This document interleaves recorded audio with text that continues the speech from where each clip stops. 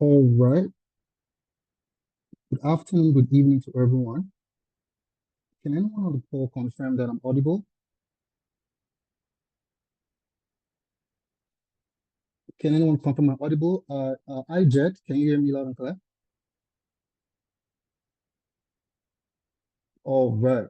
So, hi everyone. Good afternoon, good evening to you wherever you are joining us from, and welcome to the Tenalytics Masterclass. So, this is the Tenalytics tech series where you'll be learning to write your first line of Python code to script data from Amazon website as a data scientist. So I want to know if we are all ready, we're excited for this session. So can you drop your name and your location where you're joining us from so I know that we are ready to get started. So let me get that coming in. All right, just drop your name and where you're joining the session from in the chat so I know we're ready to get started. So we're gonna have an amazing time this evening. So can we have that rolling in? So or your name and where you're joining from.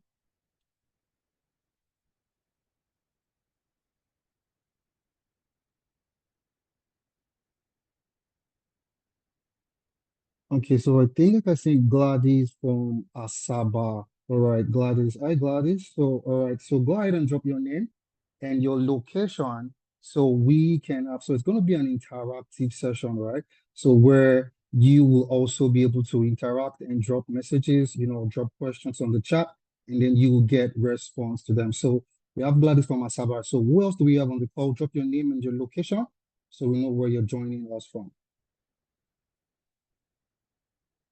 All right. All right then. So let's just get started.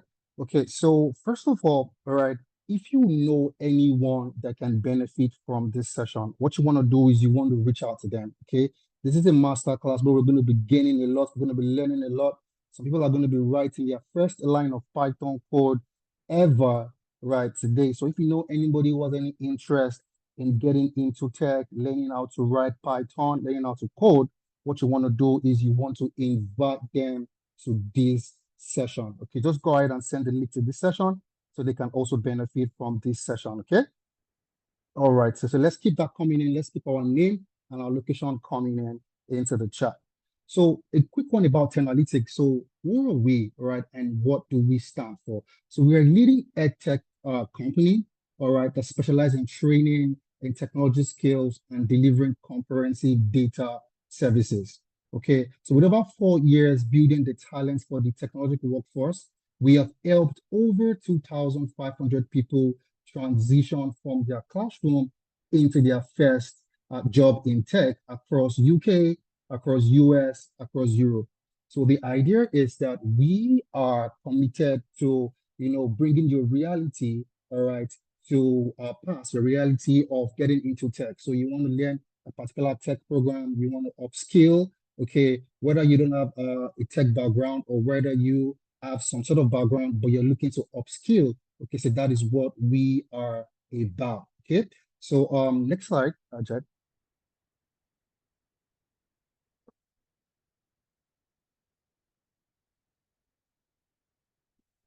All right, so going on to the next slide, Jed.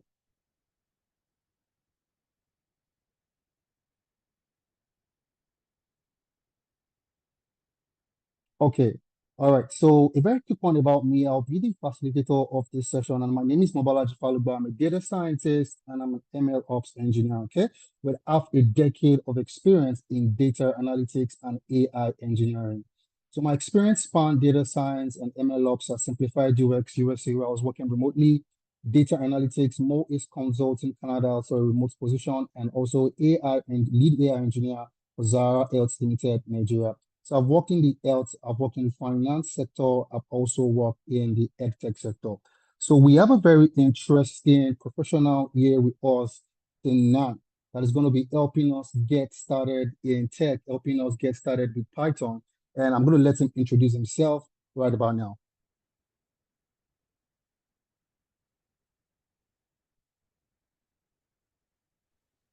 Hello everyone, please confirm you can hear me. Loud and clear. All right, thank you, Mobolaji. Good morning, good afternoon, good evening, depending on where you're joining from, and welcome to today's masterclass. My name is Jedidiah Usara, and I'm a skilled data scientist and machine learning engineer with experience that spans across industries like healthcare, finance, education, aviation, and so on. I've worked with organizations across the US, UK, Canada, and even Nigeria. And also, I've been working here at Analytics as a senior data science associate, and I've trained well over 500 participants in the data science. And I'm excited to be here having this conversation with us as we'll be proceeding today. I'm looking forward to how much we are going to cover today, and I'm looking forward to the conversations and engagements we're going to have. All right. Thank you so much, Mupolaji. You can pick things up from here.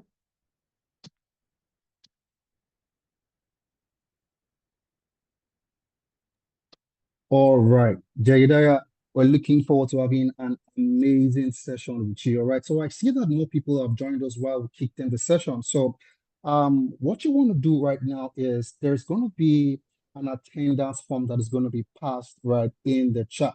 So, what you want to go ahead and fill in that attendance form so that you can be able to get the recording of this night's session, get all the resources, the slides, and the recording. So you can go ahead, all right, to be able to practice and get to know more about analytics. Okay. So once again, an attendance form is going to be passed right in the chat. What you want to do is fill in that attendance so that you can have access to the recording of tonight's session and all the resources that we will be making available for you. So like I said, it's going to be a very fantastic session. It's going to be a very, very interactive one. You'll be learning. So what are we here to do tonight? All right. First thing on our list is we're going to learn how to write, your first line of Python code to scrape data from Amazon website as a data scientist. All right, as a data scientist. Now, the next thing we're going to be having on our list is the pathway to becoming a data scientist or, a data engineer, and how do you secure a job. All right, the third thing is our extensive internship program. And then finally, is our special offer.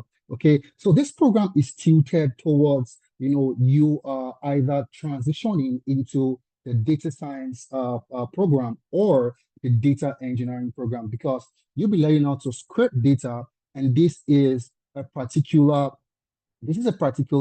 process that is common to either the data scientist or the data engineer. But don't worry, we will be giving you all the clarity after the difference between who a data scientist is or who a data engineer is, okay? But you want to understand that they have one particular tool in common, Python. So if you want to get into data science or you want to get into data engineering, you want to make Python your friend. So, and I'm sure that a lot of people on this call, they have not even written their first line of code in Python. So if you have written your first line of code, if you have some sort of experience in Python, I want you to drop a one in the chat box for me. So if you have done something in Python before, if you're not an entire novice, I want you to drop a one in the chat. But if tonight is your first time to learn Python, tonight is the first time you're going to be introduced into Python, I want you to drop a two. So let's see who the novices are, and let's see. Okay, so I can see Tife is a one. So Tife has done a bit of Python before. Okay, so if you are just learning Python for the first time, so Lucky is going to be writing their first line of code. So John is going to be writing their first what Tinuke. So we have a lot of newbies into Python this night. Okay, so Python is a very, very amazing programming language. It is very, very amazing. It is multi-purpose. So what that means is it has a lot of advantages. So that's why you see that it has a little bit of connection with data science and data engineering. Software developers, they make use of Python to build softwares. All right, you can use Python for you can use Python for data analytics. You can use Python for data science, machine learning, data engineering. It is multi-purpose. So if you'll be learning Python tonight, if this is your first night of learning Python, this is a very, very interesting one for you. So congratulations, because you're going to be learning a very, very high in demand skill. So you want to pay attention, follow the facilitator, follow the instructor very carefully. All right. And then let's get you started and let's get you transition into tech. So I think let's go to the next slide and let's see what we have there, Jed. All right. So I'm literally with us in the chat. So just keep the chat buzzing, keep the chat, coming. All right. So All right. Jed, okay, go ahead. Yeah. Thank you, Mobolaji. I think I'll be picking things up from here. So welcome once again, everyone. Like I said, my name is Jedidiah Osara. For those of us that joined a bit late, I'll be taking us through the coding session of tonight's session, and this is just a breakdown of what we are going to be discussing in the session tonight. We'll start out by looking at how you can write your first lines of Python code to scrape data from Amazon website as a data scientist. Some of us are familiar with the Amazon website. We've probably bought an item or two from there. And then secondly, we'll proceed into discussing the pathway to becoming a data scientist or a data engineer in 2025 and secure your very first job working in these fields, right? Mobolaji will be taking us through a couple of other things like the externship, internship we have and many other offers, all right? So I'm going to leave that to him. But for now, let's focus on the very first item we have here, which is working on your first lines of Python code for web scraping. Now, we're going to be working on an environment called Google Colab, right? Called Google Colab. From the conversation we've had earlier with Mobolaji, some of us mentioned that this was our very first introduction to writing any kind of code in Python. And for some of us, we have written some previous code in Python prior to this session. Regardless, I'm going to be breaking things down as simply as possible and do the best I can to ensure that all gray areas are properly illuminated.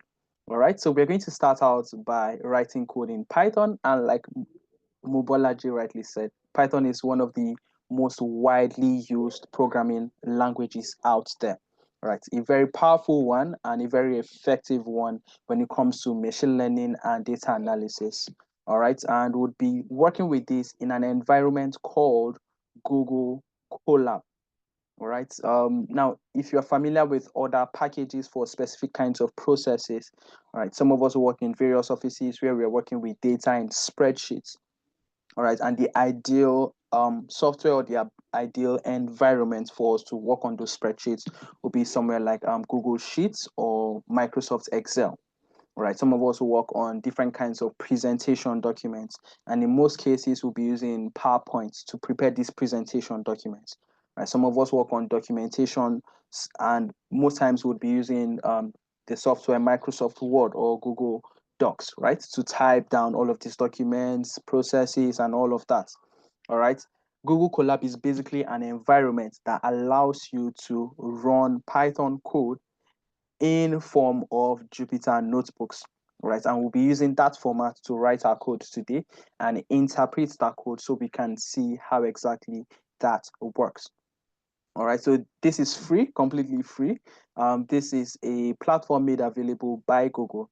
And in order for you to have access to it, you can simply click on the link below and you would have access to this. Now, like Mobolaji mentioned at the beginning of this session, attendance forms are going out, right? So please make sure that you fill out that form. The materials to this session, including the recording of the session, is going to be made available to everyone. But you have to fill that form so we can be able to contact you and share these materials with you, right? So please make sure that you fill out the attendance form, and let's jump right into the conversation for today. All right, so we have a case study here. We have a case study we're going to be working on today. We are all data scientists in today's session. So whether you've written any Python code before or you have not tried anything before, whether you have any knowledge of programming at all or you do not, for tonight's session, we are all data scientists. All right, so if you're excited to be a data scientist, can you just type a one in the chat? If you're excited to be a data scientist, tonight we are all data scientists. So my fellow data scientists, if you're excited to be a data scientist for tonight, can you just type a one in the chat? Thank you, Tifa. Thank you, Joseph. Thank you, JS. Fantastic. All right, so we're proceeding into this. I'm liking the energy. I'm liking the responses I'm getting. I truly, truly appreciate that. And just to establish a bit of housewarming, this is a virtual session. All right, so I can't be able to see you and take physical cues like you nodding your head or looking at me so I know that you're paying attention.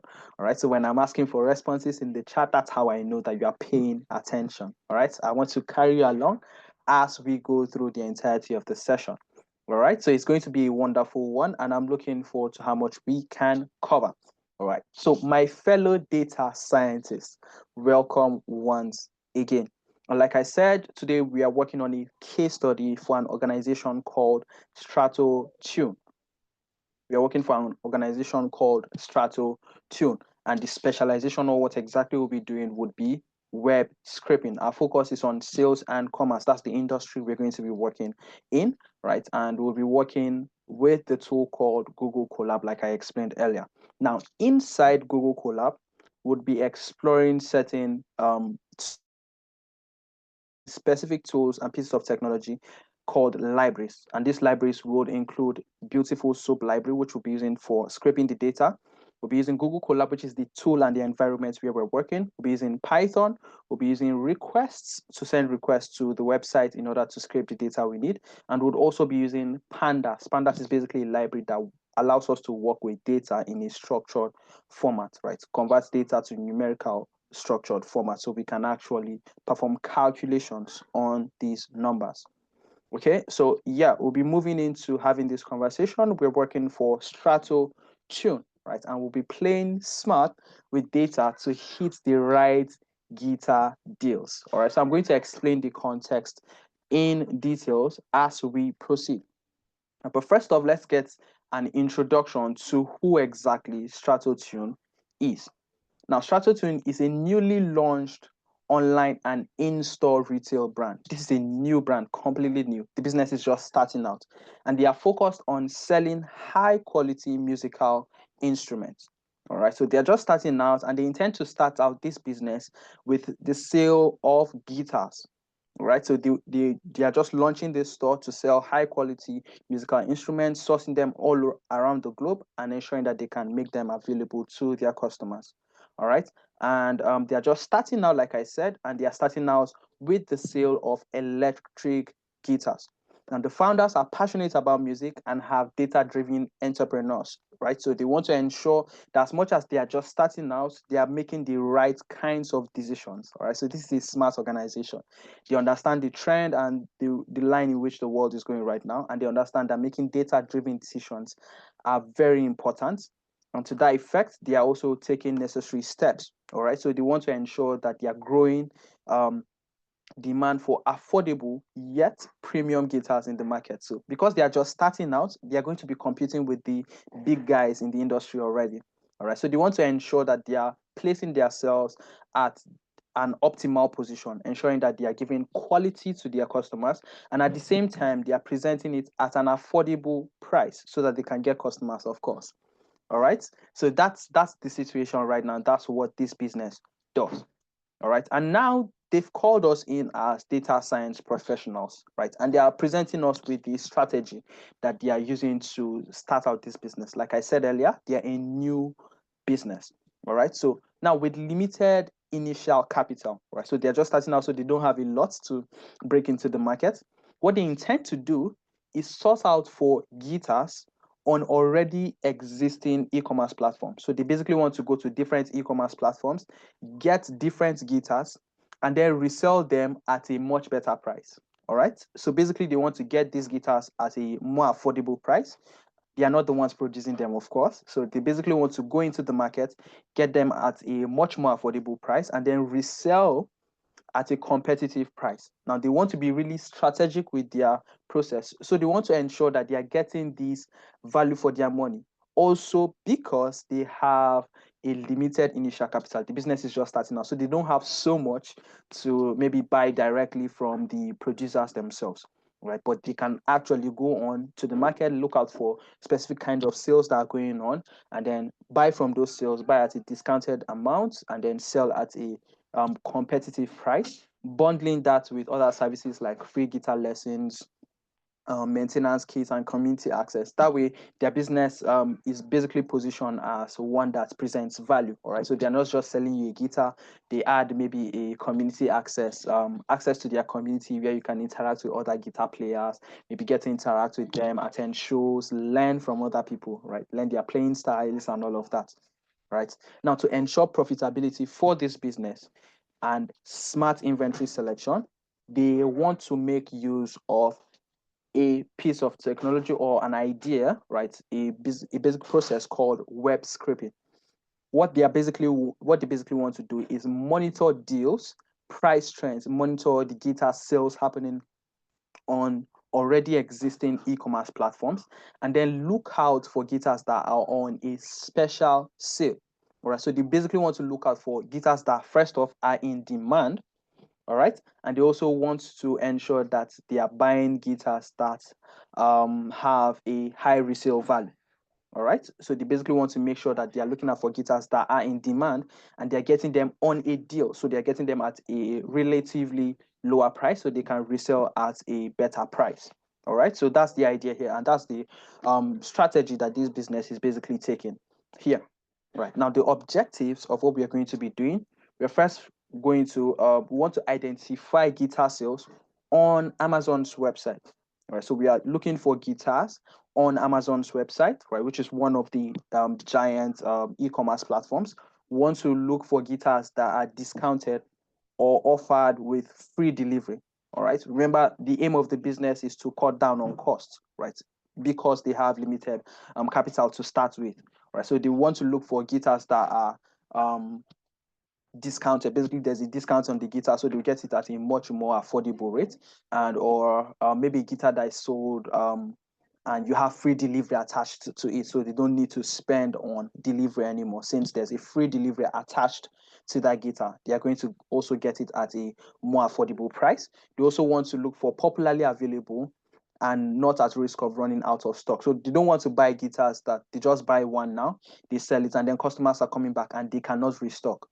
Right, so they don't want to get guitars that are at risk of running out of stock. They're just starting out right now, right? So maybe it's not the right time for them to start looking out for rare pieces yet.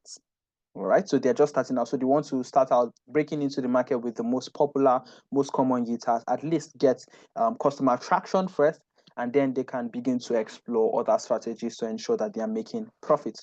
All right, so these are the two objectives, the first two objectives. And then thirdly, they want to look out for guitars that have at least a 30% markup when reselling. They basically want to get guitars that have high resale value, at least 30%.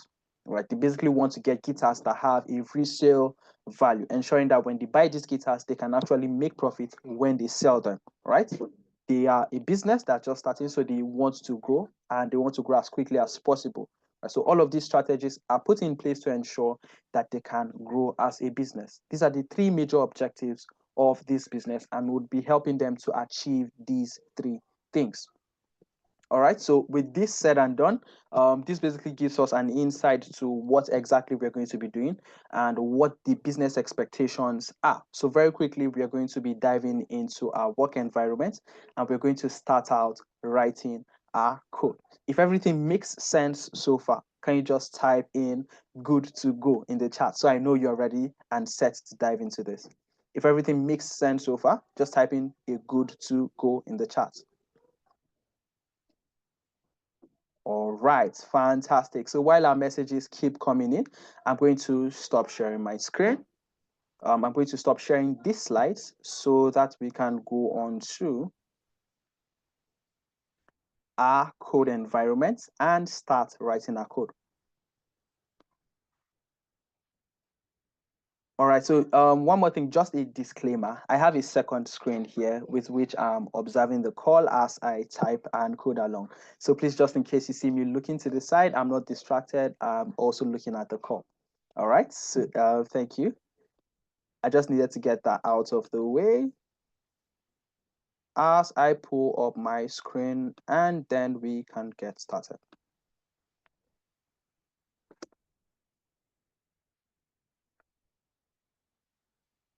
Okay, so my screen should be up now. I believe everyone can now see my screen. All right, so I believe everyone can now see my screen. All right, so I'm going to go ahead to get started with this for today. Like I said, we're going to be working in an environment called Google Colab. And like I've explained, it's basically an environment that allows us to run Python code in a environment that is able to interpret it and process it. Now, Google Colab is an online-based platform, so you can access this from your browser. You can even access it from your phone and basically write code on your phone. That's how easy the world is getting today, right? And one interesting thing about Google Colab is that it uses online cloud-based compute, so it doesn't really use your computer's resources, right? They are dedicated resources that Google makes available to you on the cloud. All right, so we are going to be going in there to get started with our work. Now, to get access to Colab, you can just come into your search bar, open your browser, and just search for Colab. All right, you can just search for Colab or type in Google Colab. All right, and you can see here that I have a lot of options. All right, so just go on to the first one, the one that says over here, Google Colab. The first one you can see over here says Google Colab, and I'm just going to click on it. All right, so you can see the site for Google Colab. We are just getting started, and we'll just go on to open a new notebook and get started. So no need to go into Colab first. We can just come in here and click on where it says new notebook. Just click on this. That will open a new environment for us to start writing our code. All right, so now we can get started. Now that we have everything set together, we can get started. So just give this a moment to load, and then we can proceed. Great. So we have this work environment where we can start writing our code. Now, at the top here is where you get to give your notebook a name, right? The same way you save your Microsoft Word document with a particular file name, right? So at the top left here is where you can give your notebook a name. Now, in this Google Colab environment, there are two types of sections of these environments that you can write specific kinds of code. All right, so you can write code in here. You can also type in some kind of text document that allows you to explain or give insights to what exactly your code is about. All right, and that's one very important thing that makes this an effective environment, especially for data scientists, right? Because a lot of your work seems like research, and you need to be communicating your insights and findings to stakeholders. And sometimes you would be working with other tech professionals, all right? So you need to be able to explain your code to them, what were you able to find, so that they can pick things up from where you left off and continue with the rest of the process.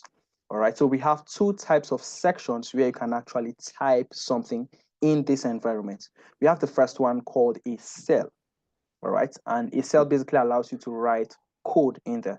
All right, a cell allows you to write code in there. And then we have something called a markdown. Right, a markdown basically allows you to type in text. It's just plain text. Python or this environment, Google Colab, does not try to interpret it like a piece of code. All right, so if I come in here, this is now a cell. If I type in print Jedediah, and I run this, you see that it will return just the Jedediah for me. All right, so let's give this a minute to load up. Yeah, so it returns Jedediah for me. And that's because I'm running this in a cell. So it's able to interpret this as Python code. It's able to interpret this as Python code. However, if I wanted to have a markdown, all right, if you look at the top here, we have two options. One says code, one says text. And if you come in between each cell, you would also have those same two options, all right? So either add a code or a text box. Now, code basically allows you to add cells for running Python code. And then text allows you to add markdowns for running plain text. All right, so if I come in here and I add a text box and I type the same text, print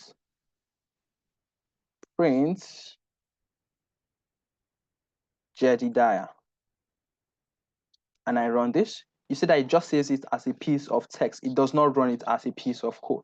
Right, so that's basically the difference between a cell and a markdown. All right, so just get an understanding of these two things, right? And this will help us as we proceed. One more thing we need to know is something called comments in Python, right? In programming generally. A comment is basically a piece of text that you can actually add in your code environment. However, it does not get interpreted as a piece of text.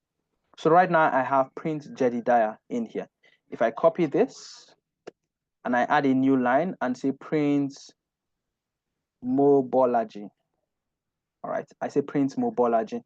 But then at the beginning of where I have Mobology, I add a hashtag here.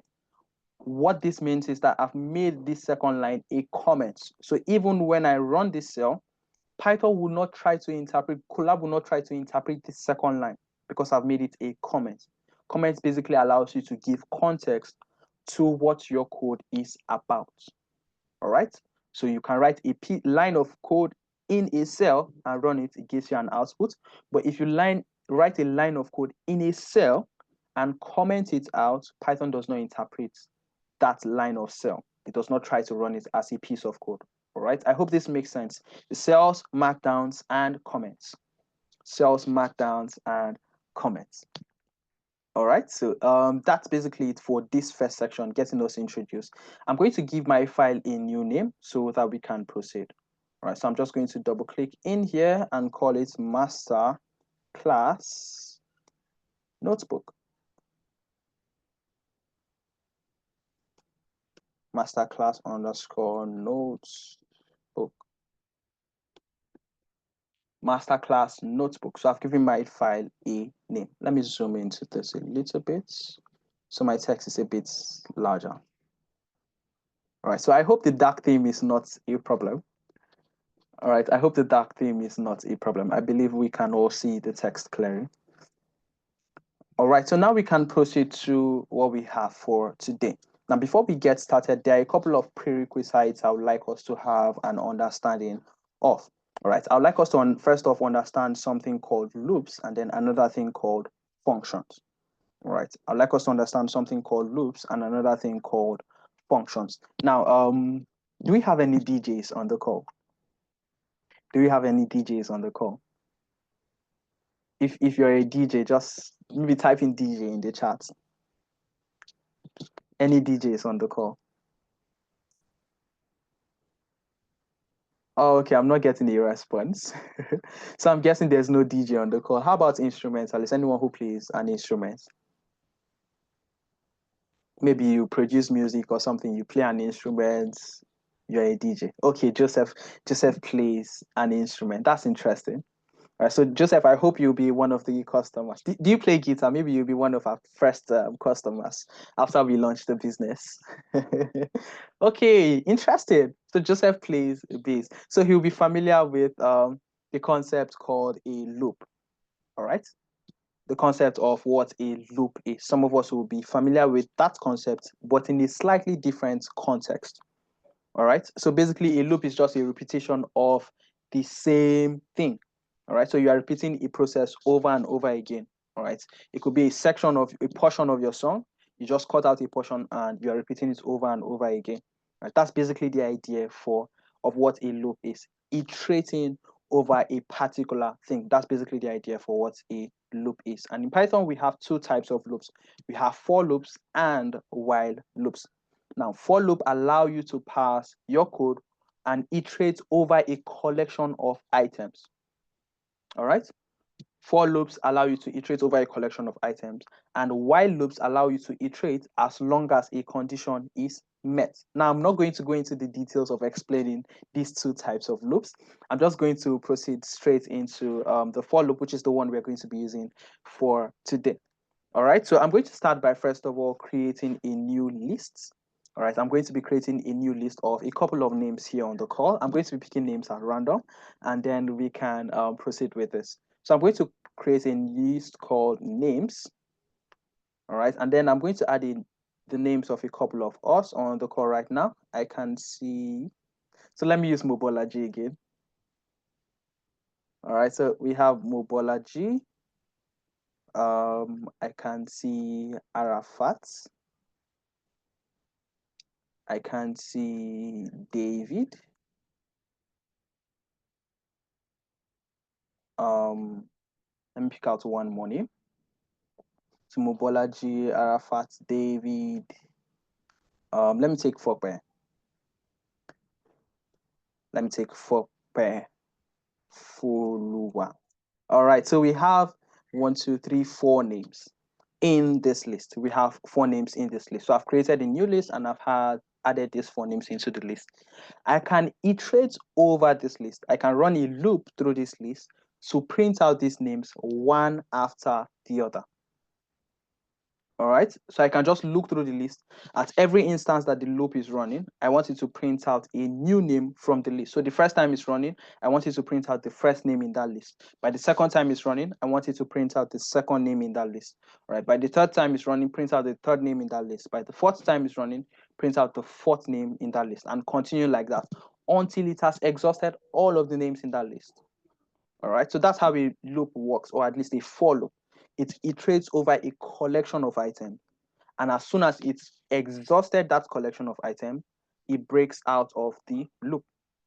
All right, it breaks out of the loop. All right, so I'm going to write a for loop. I'm just going to write a basic loop and say for name in names. For name in names, print name. So I'm basically iterating over this list of names, and at every instance that this loop runs, every value is picking up is going to be a single name. So for each name in this loop, print out that name. All right, so the first time it runs, the value attached to name is going to be Bolaji, Mobolaji, which is the first name in that list. By the second time it runs, it goes on to pick up the second name.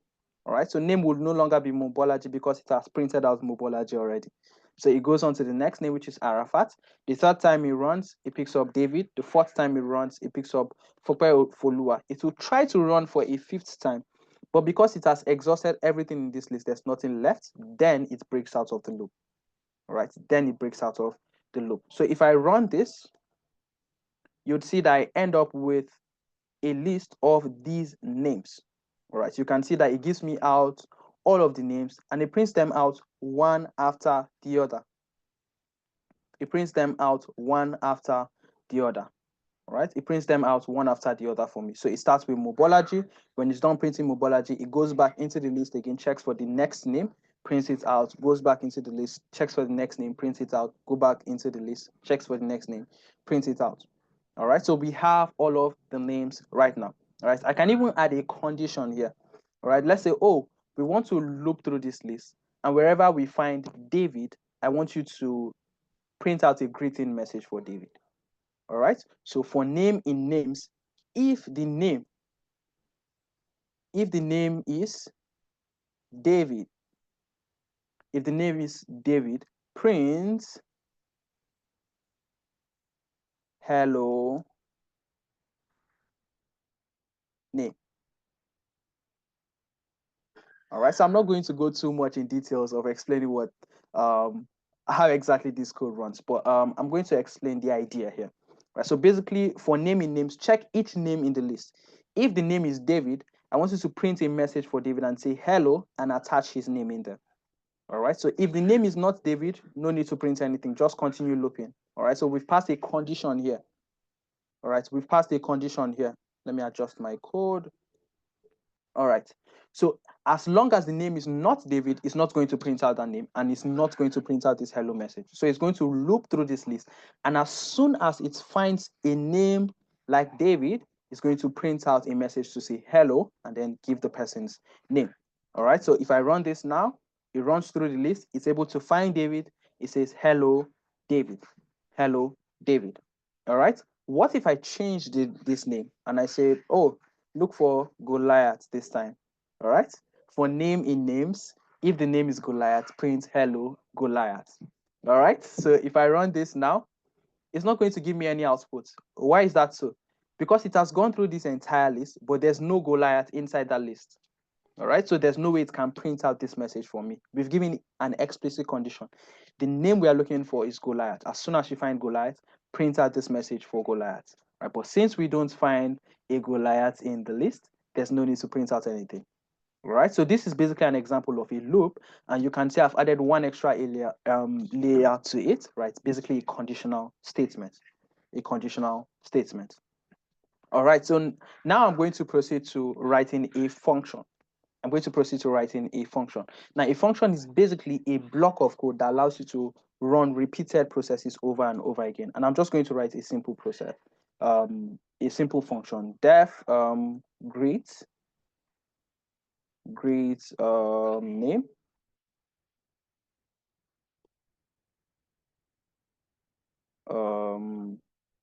print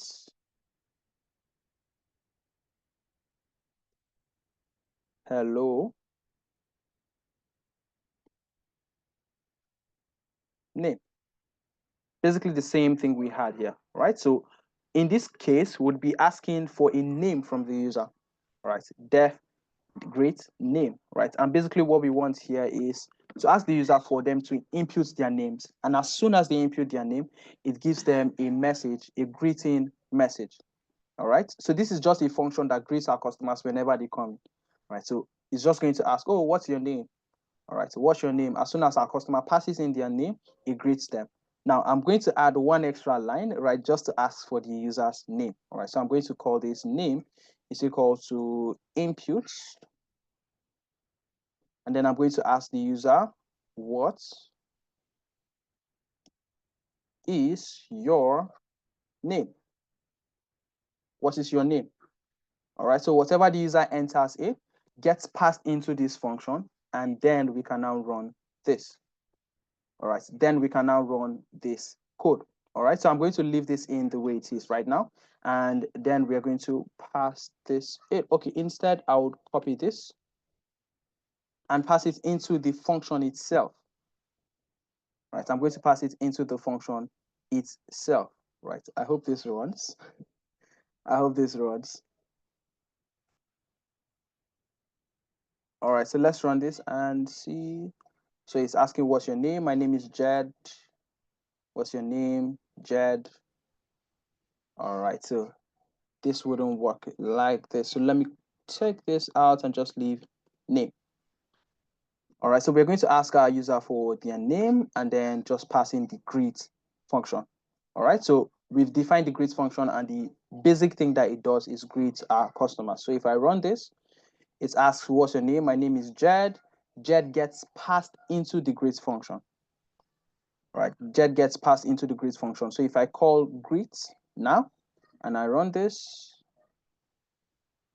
okay, greet name, and I run this, it says hello Jed. All right, if I pass a different name, I say I pass in Fope Folua. All right, it basically does the same thing. The sole purpose of this function is to greet whoever is coming in. Whoever calls the function and passes in their name, the function just greets them.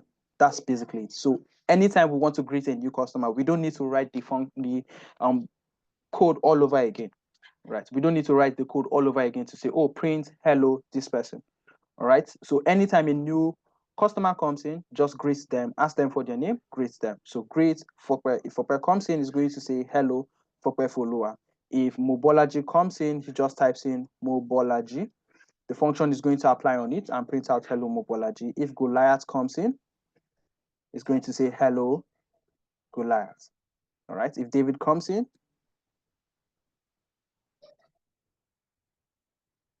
it's going to say hello David. All right. So a function is basically a block of code, a block of reusable code.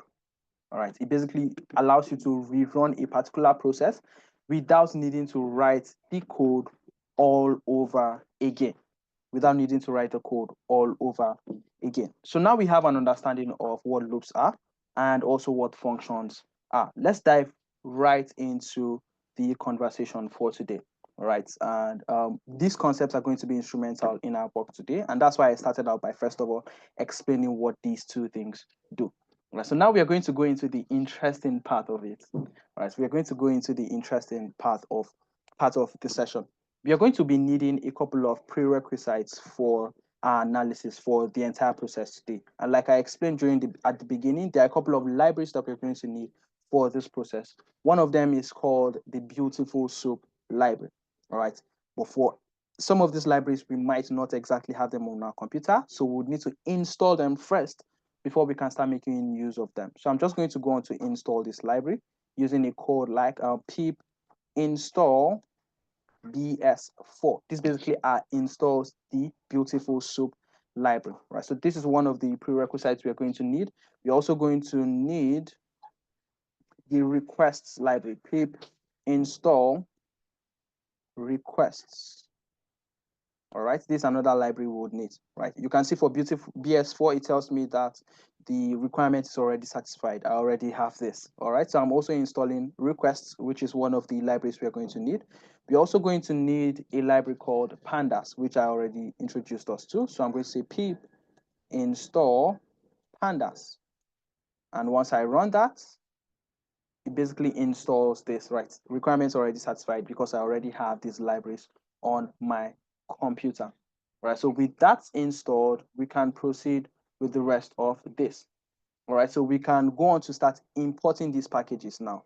We have installed them on our computer, but we need them in this specific work environment. So we have them now on our computer, but we are working on a new project. So we need them to be imported into this new project so that we can actually make use of them.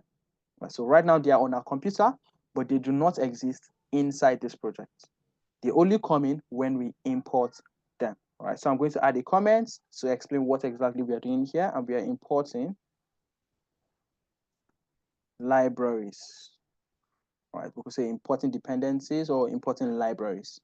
All right, and we want to import all of the libraries we're going to be using. We are going to import, we're going to say from BS4 import Beautiful Soup. There's no space between them. Import Beautiful Soup as one word. We're going to import pandas as PD, and we're going to import requests.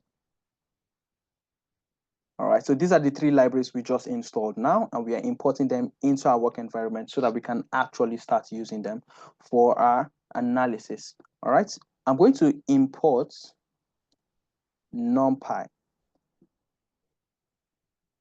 as NP, just in case I think we might need this further down the line. So let me just import it as we move on, right? So now we have imported the libraries that we're going to need. These are basically chunks of code that help us to execute specific processes. They're specifically designed for special kinds of processes. I explained that pandas is used for mathematical computing and ensuring that you can work with data in a structured numerical format, right? It allows you to structure your data in a structure called data frames, right? Beautiful Soup is used for scraping data from the internet, from the internet. Request allows you to send requests to different websites requesting for a specific kind of data that you need. NumPy allows you to perform numerical mathematical operations in Python, right? It basically stands for numerical Python, NumPy, right? And it allows you to run numerical code on numerical data. All right, so that's basically it for the libraries that we're going to need. Now, before we proceed with web scraping today, we are going to need to get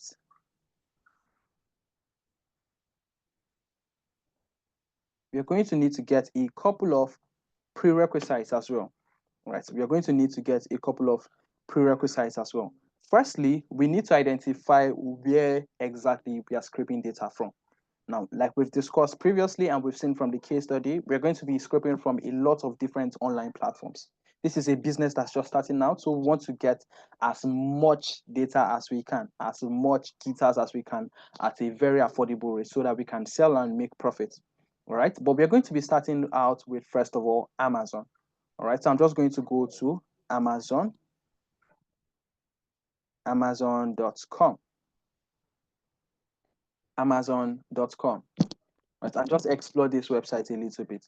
Now, if you come over to the Amazon website, if you come over here, you'll see that they have many different domains, right? Or many different locations where they have their service available. All right, so you can decide to change your country or region, right? So we can basically be exploring for these guitars from many different regions. Right now, it's fixed to United States. We can be searching for guitars from Canada, from China, Egypt, France, wherever it might be. All right. So let me just pick one at random.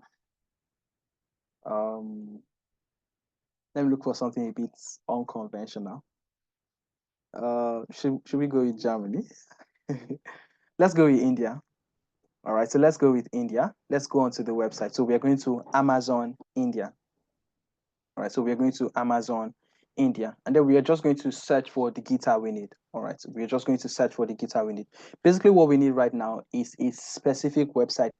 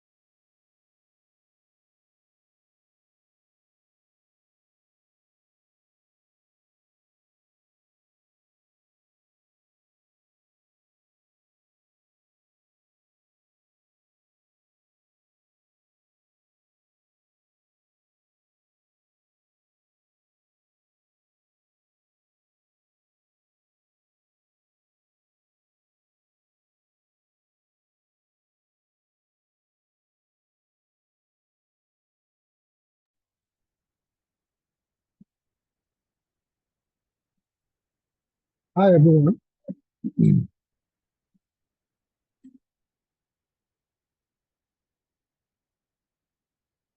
All right. I think my colleague is having a little bit of network issue.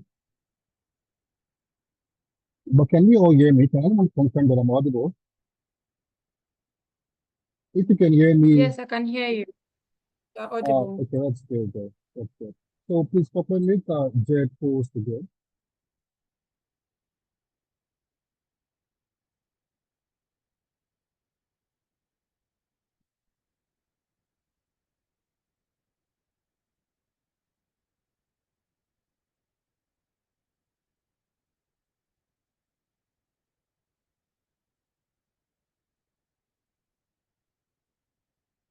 Papa, please can you make Jared co-host? I think he's trying to join in again.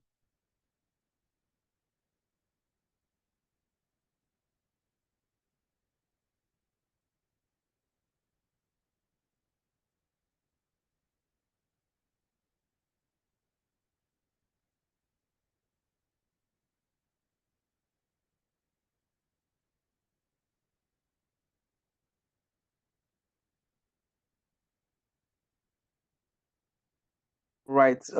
Please confirm you can hear me now. Loud and clear. All right. Thank you so much. Sorry about that. My network tripped off for a moment. All right. And then I joined back in and could not unmute myself or anything. So let me just share my screen and then we'll proceed right back into this. Sorry about that again. All right, so like I said, would be scraping from Amazon and would specifically be looking at Amazon India. All right, and would be looking out for guitars. Now, if you are a music nerd like myself, right, you'd basically be familiar with some of the nerd out words, right? But we are looking for a specific kind of guitar, right? A specific kind of guitar called a Stratocaster. All right, so a Stratocaster electric guitar. So we're looking out for a specific kind of guitar, right? So we're looking out for a specific kind of guitar, and this one is called the Stratocaster electric guitar. All right, so let's even add a brand. Let's say the Fender. All right, Fender Stratocaster electric guitar. All right, interesting. Now we have a collection of these things. All right, so we have a collection of guitars. All right, if you scroll down, you just see an abundance of different guitars. All right, so in order for us to start scraping this website, we need to collect the URL of this website. So basically just the link to this website, all right, in order for us to run our Python code to scrape out these values. Okay, all right, so I'm just going to click on the search bar here and then copy the address to this website because we want to scrape data from here. And then I'm going to come back to the master class and create a new variable called URL, and then I'm just going to paste it in here. So now we have the website that we want to scrape. All right, so now we have the link to the website that we want to scrape. Now, another thing we would need is something called headers. Another thing we'll need is something called headers. Now, headers, basically what we need in here is our user agent. All right, our user agent is like a representative of us on the internet that is scraping this data for us, right? So it's just a representation of us, right? So like a digital bot, to say, that is representing my computer when it's trying to scrape the Amazon website. All right, like a digital bot of myself that's trying to scrape the Amazon website. Now, one very important thing we should keep in mind is the fact that there are data policies, right? There are rules that are governing your ability to scrape data and the kind of data that you can actually scrape from the internet. All right, now to be able to know the specific kind of data you have access to scrape from the internet, you can basically search the website, for example, amazon.com/robots.txt. Now, when I run this, it basically gives me a list of the kind of things that I'm allowed to scrape from the Amazon website and a couple of things that I am not allowed to scrape from this website. All right, so this basically gives me an understanding of what I can scrape and what I cannot scrape. And you can see that there are a couple of user agents that are banned completely, right, from scraping anything at all from the Amazon website. You see that there are a couple of things I cannot scrape, right? I cannot scrape something like let me look for something that's very practical. I cannot scrape the registry, the search history of someone, right? I cannot scrape their wish lists, right? There are a couple of things I can scrape. There are a couple of wish lists I can scrape, and some I cannot. I cannot scrape things like their login details, customer image, right? This is one. I cannot scrape customer image. I cannot scrape the emails, right? And stuff like that. Right, there are a couple of things. This basically ensures that we are following privacy policies, right? So you might want to have a look at this before you proceed into scraping so that you are not stepping on any toes. All right, so in our case, we are going to be following these policies and scraping pieces of data that we are allowed to scrape from this website. So we've gotten the URL for the sites we want to scrape. Now what we need is a user agent. Like I explained, a user agent is like a representation of you on this site that is going in there to scrape the data for you, right? Like a digital representation of you. All right, so to search for your user agent, you can just search, do a simple Google search, my user agent. I just search my user agent and Google automatically brings it up for me, right? So if you don't get one automatically from Google like this, you can check this website, whatismybrowser.com. Just open the website and scroll down, search for your user agent. Since I already have one from Google over here, I'm just going to copy it and then come back into my work here and just have it in here. So headers, and I'm going to call this my user dash user agent. I'm creating a dictionary here, and then I'll pass in my user agent in here. So a dictionary called with the key being user agent, and then the value being my actual user agent that I just got from the internet. So once I have that, I have this saved, and now we can get started scraping this website. Right, so now we can get started scraping this website. The first thing we're going to be doing is sending a HTTP request. Now, like I explained before, we have a library called requests that allows us to get this information from a website. All right, we have this library called requests that allows us to send requests to a particular website and then get the values that we need. All right, so I'm going to start by creating a new variable called web page and say web page is equal to requests dot get. Now, when I call requests.get, I have to specify where I'm getting this data from. What site am I scraping?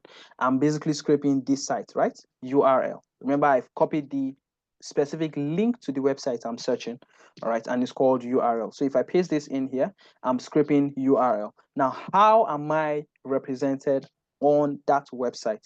That is where my headers comes in. All right, my headers is my digital agent that's representing me in trying to scrape that website. So I'm represented by headers. So I'm scraping a particular website and I'm represented by headers. If I call web page after defining this, I get a response 503. Now, whenever you get a response like this, it means that there's an error somewhere. All right, whenever you get a response like this, it simply means that there's an error somewhere. It simply means that there's an error somewhere. So I'm going to look at my code one more time.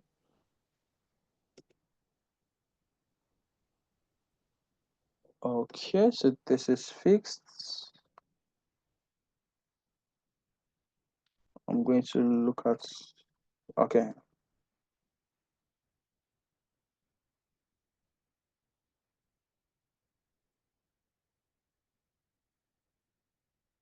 Accept language.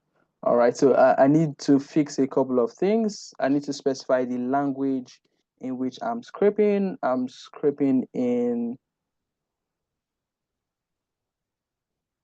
English, in US English, and so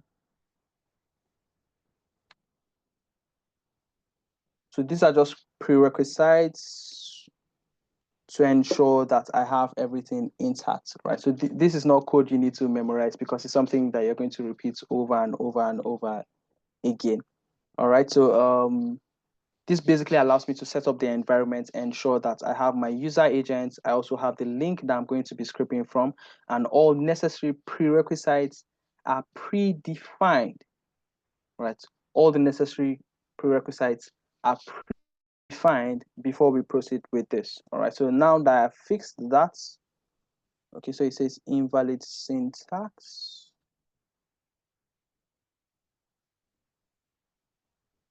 EN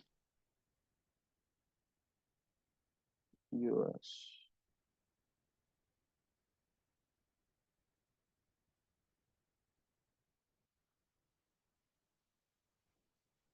All right, so it seems there's an issue somewhere here. Accept dash language en dash us en equals to 0.5.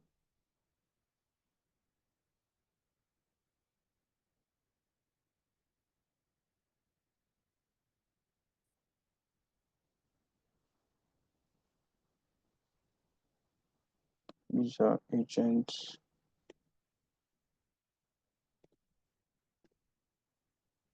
Okay, so it's working fine now. All right, so it's giving me response 200. So this is fixed. All right, so whenever you get a response that is not 200, it simply means that there's an error. All right, so whenever you get a response that is not 200, it simply means that there's an error. So now that I fixed it, it's giving me a response 200. The first time we got a response 503, which tells us there's an error somewhere.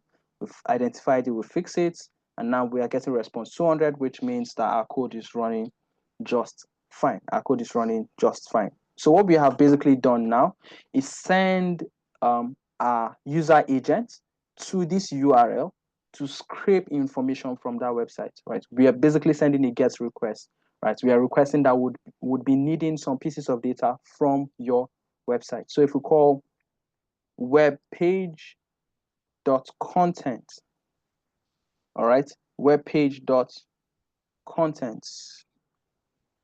Let me define this, webpage_contents. Webpage.content. If I run this, this will basically extract a HTML response.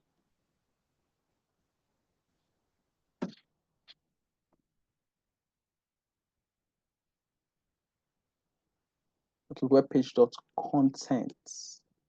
Yeah. Webpage.content. This will basically extract the HTML code of that specific website. All right, of that page that we are viewing. It basically extracts the HTML code of that specific page that we are viewing. All right, so it basically extracts the entire page as a HTML file. If we come back to this page, if I come over here and right click on it and go over to inspect, right? So right click anywhere on the page and go over to inspect the page. You see that it will bring up this right panel, right? That basically shows me the HTML code for this entire page, So basically what we just did now is copy that entire code, the entire code that's used to build that web page. We have now copied it and pasted it in here. Well, let me just beautify this. Web page contents dot prettify.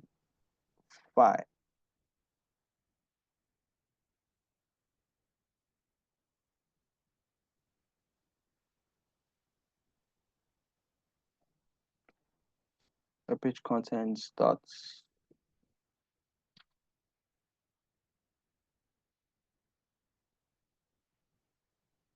print. All right, so let's run this. Print web page contents dot prettify.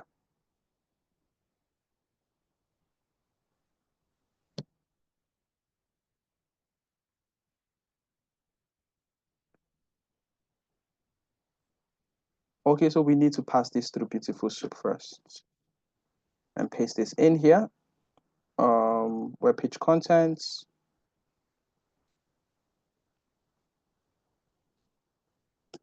And I run that, we have a HTML file.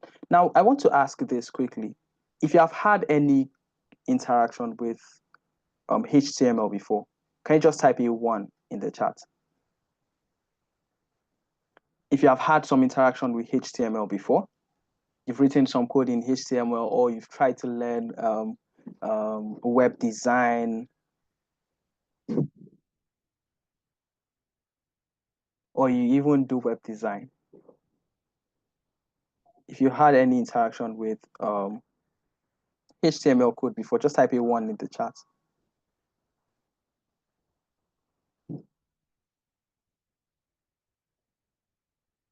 If you have not, you can type in a 0. If you have not, you can type in a 0.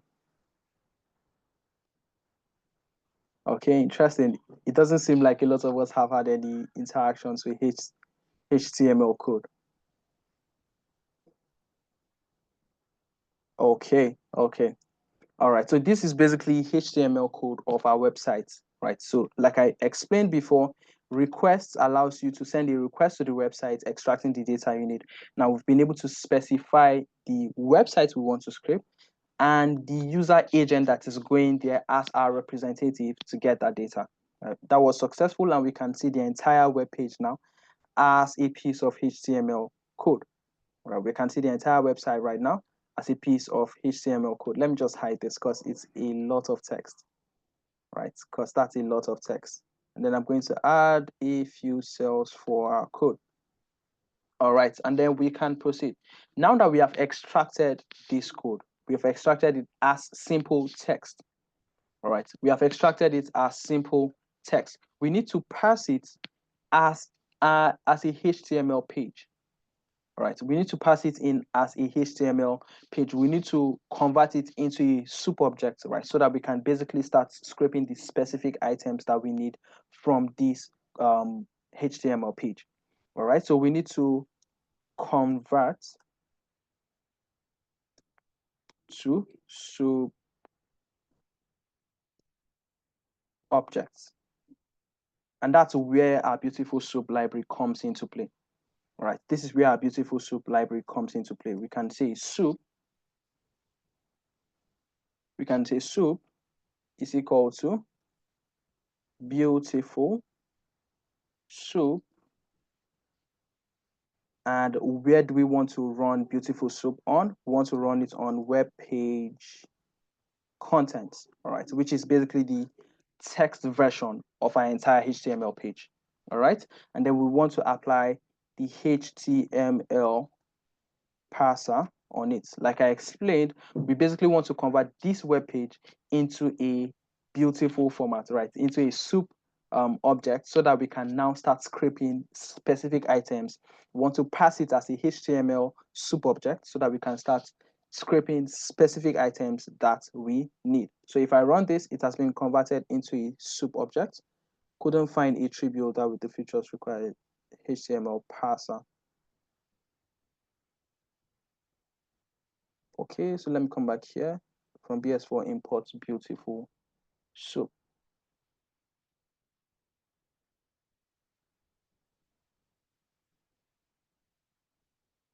So soup is equal to beautiful soup web page content. Okay, content, not contents. There's no S. Web page content.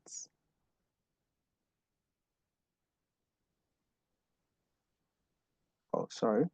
There's actually an S.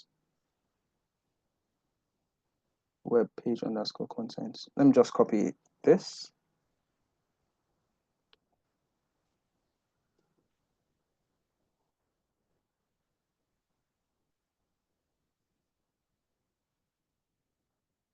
Okay, so it's saying it can't find this parser objects. Beautiful soup web page content, HTML parser.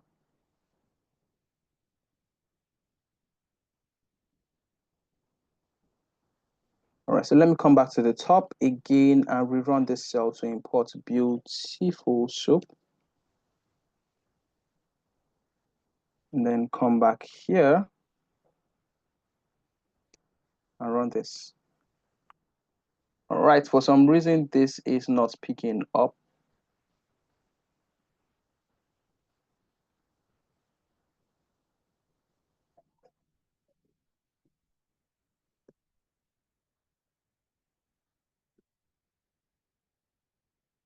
Okay, so I think I've fixed that now.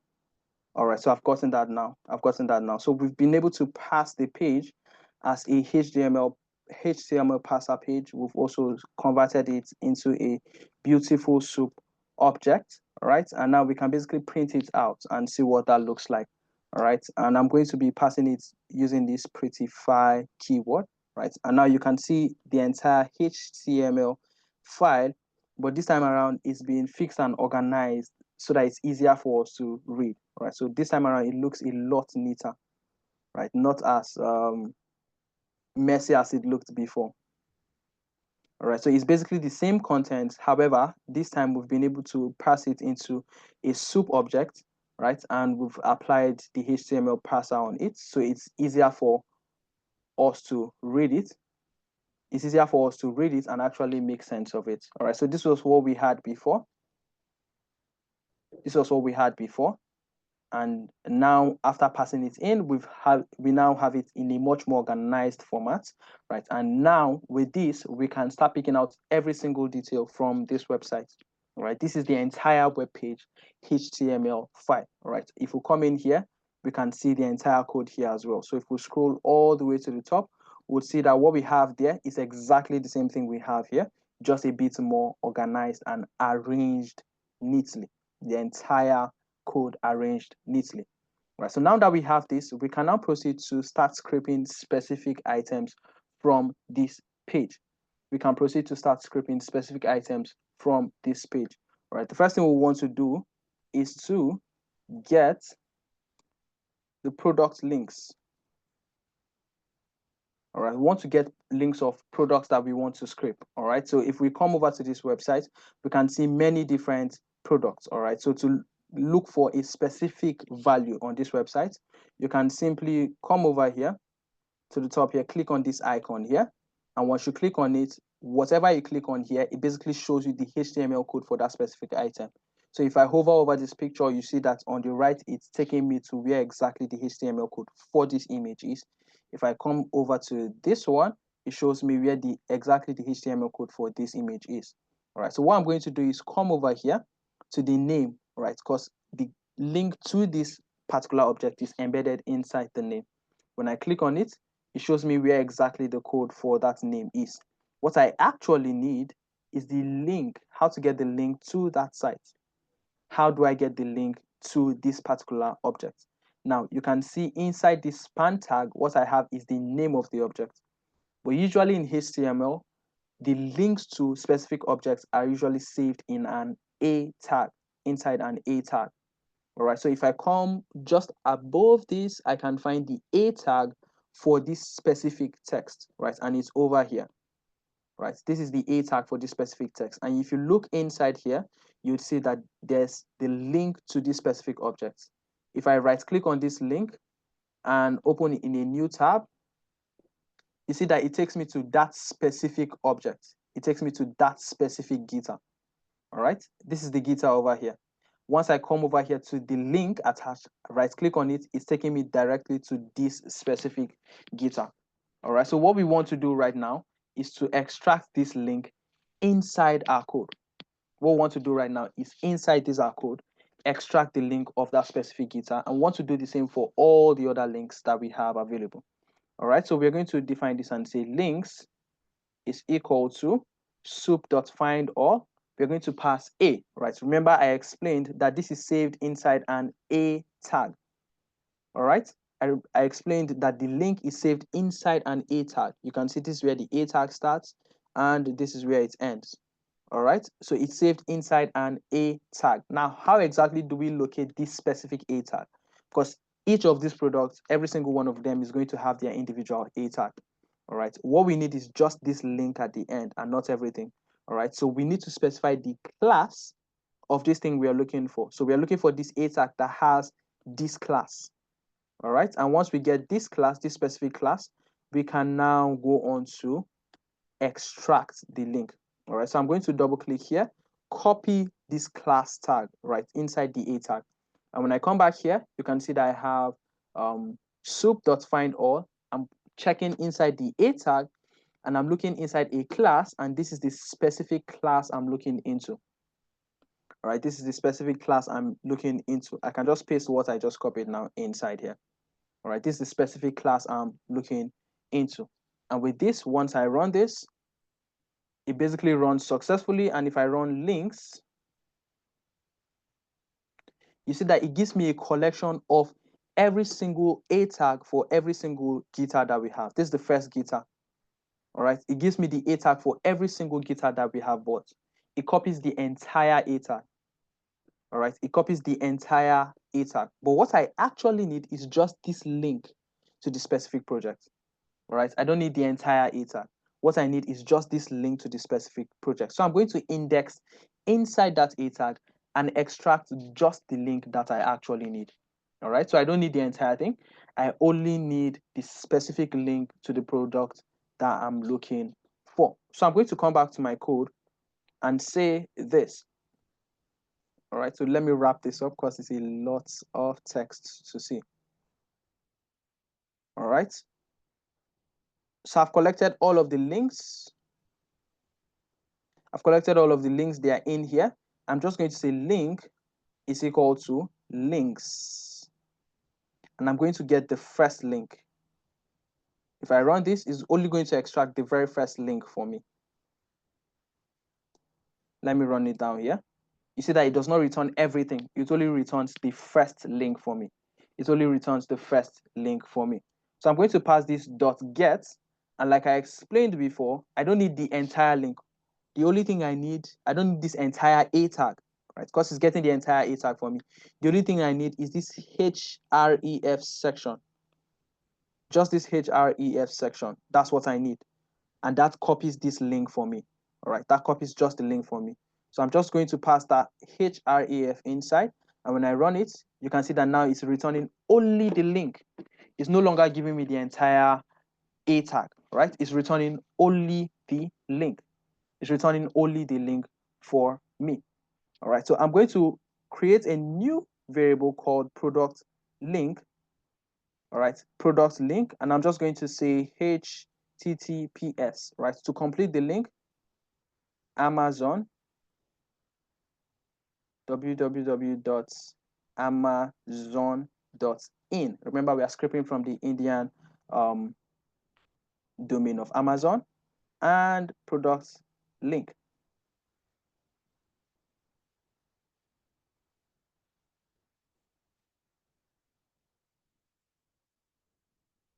So basically what I'm doing is, remember, this link only shows me the link to that specific web page.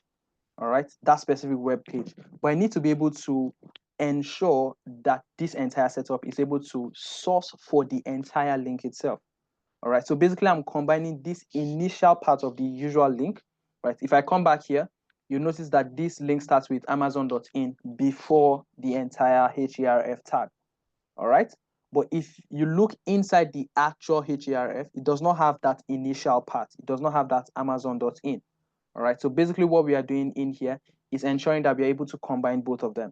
Right, product.link equal to, we have the amazon.in, and then we are attaching the link by the side to it. So if I run this, now you see that we have a complete piece of code. And if I click on this, let me just copy this link now. Let me copy this link now and open it in my browser in a completely new tab. You'll see that now we have the same web page. All right, you see that now we are extracting a specific web page of a particular guitar from this initial page. All right, so we're getting guitars from this original page. We are able to extract the values from this original page. So this basically shows us that we are already getting values from our data. We're already getting data from this website, and we're already extracting these values. We're already reading the values that we have on this website. All right, so I'm just going to bring in a couple of pieces of links and then allow us to see how we can basically scrape the values that we actually need for this. All right, so I'm going to pull this up.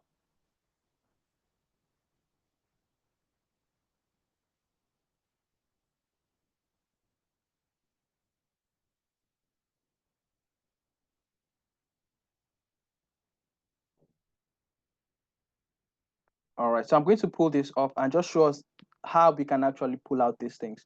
Now, we've seen an initial introduction to how we can get specific values from our HTML file. We've seen how we can extract the links, right, by passing the tag and then the specific objects that we want to get from that tag. So we're going to do the same thing here.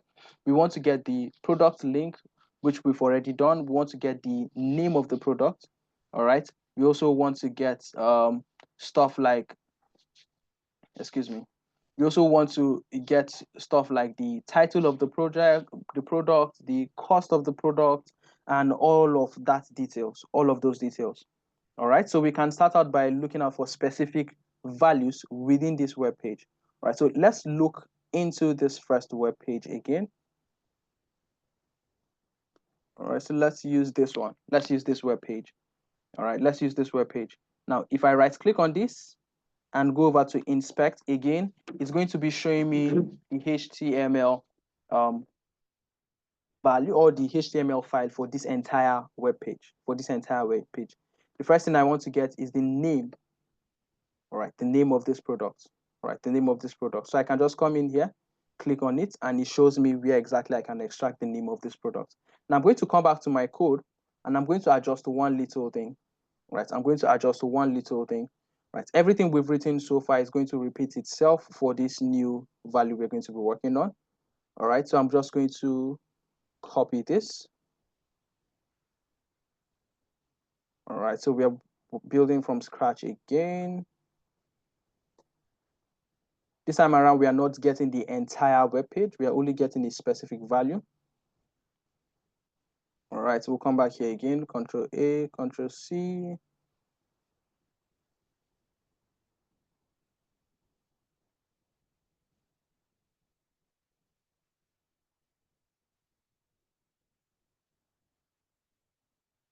All right. Web page contents, Control A, Control C. Just give me a minute to copy and paste all of these, and then we can proceed. All right, so we get the contents, we convert into a beautiful soup objects.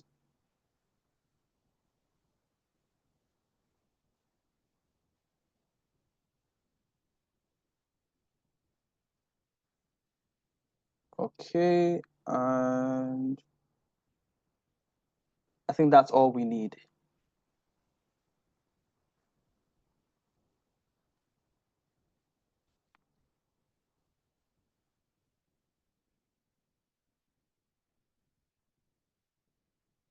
Okay, so I think that's all we need.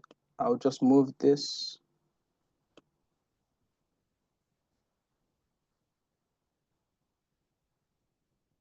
To the next cell. All right, so just give me a moment to organize all of this and then we'll move into it. So yeah, we are redefining our URL this time. All right, so we don't need this URL anymore since we have already created the product link. All right, this basically gives us access to the actual website. All right, so instead of using URL now, we basically want to use the product link. All right, we basically want to use the product link. Header still remains the same because our user agent is not going to change. So we don't need to change these two. All right, so those two will remain the same. We are using, this time around, we are scraping the product link and we are using the same headers. All right, we are using the same headers. All right, so this time around, we are no longer looking at this first page. Instead, we are looking at this specific page for this particular product. We're looking at this specific page for this particular product, and we want to be extracting values from that particular product. But we need to follow the same set of processes. We need to first of all get the web page itself, right? If I run this, it gives me response 200, which tells me that that has run just fine. All right. Remember, the only thing we are changing now, we are no longer using URL, but we are using product link because now we are looking at this actual web page and not the initial page that we checked. All right, so for this page, we use URL to define it. For this page, it is product link. All right, so we're just going through the same processes we went through before. First of all, getting the product link, right? We've also been able to extract the contents from that web page. All right, this will extract the web page contents for us. All right, so I'm going to call this new web page. I'm going to call this new web page. And then I'm going to save it in here and run this. All right, so we get a response 200. So this is working just fine. Now we can convert this into a beautiful soap object, which has already run as well. Web page dot, this is going to be new.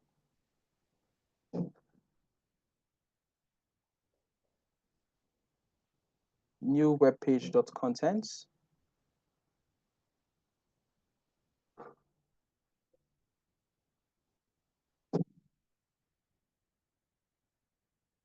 All right, so now we are basically getting the HTML code for this specific site.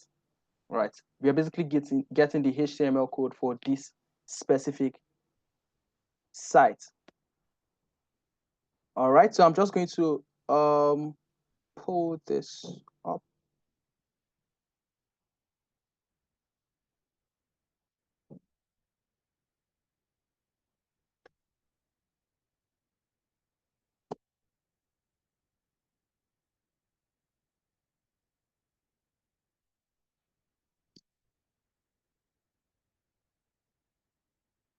All right, so I'm just going to run us through this. So we've gone through all of these processes, getting the links. We've been able to identify the specific GitHub we want. We've sent a HTTP request. We've also converted into a soup object. And now we can basically go on to get the title of the project, right? Or the title of the product we are looking at, right? And very similar to something we've seen before, right? We need to just call the web page, span into it, all right, and then call the specific tag that we want to extract these values from. All right, so we're able to extract the specific name of that guitar, right, which is the Fender Square Debo, right, and you can see that that's the correct name in here, right, the Fender Square Debo.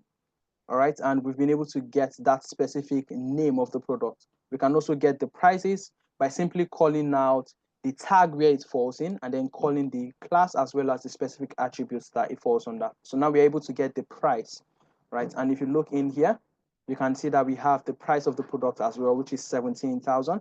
And the same thing goes on for other things like availability. We want to know if this product is still available or not. Right. We also want to know if there's a discount on the product or not. We see no discount.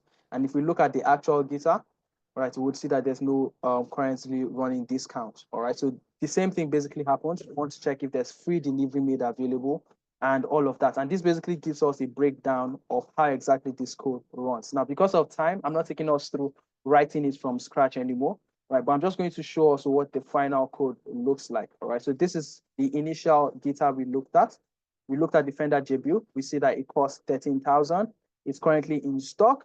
There's no discount on this product, and there's actually free delivery on the product. All right. So if we run this now, this basically helps us to define everything, and this extracts the entire data for us and converts it into a data frame. All right. So this is just a breakdown of the entire process. Like I said before, would have access to the entire file, right? And we can go over the entire code and just use that to practice. But the underlying concepts have already been covered at the beginning of the session, and the entire code will take us through everything else. Now, I know this seems like we are throwing you into the deep end, but don't worry, we're going to be taking you through hands-on processes for an extensive period when you are with us. All right, so this is just a breakdown of everything. This code will run in a bit, and we'll be able to see the outcome. But in the meantime, I think I can call on Mobolaji if you're still here.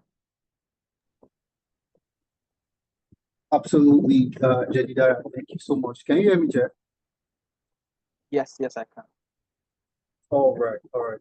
So, thank you so much. And I know people on the call might be a little bit mesmerized. Okay, right? You'll probably feel like, is Jed a magician, right?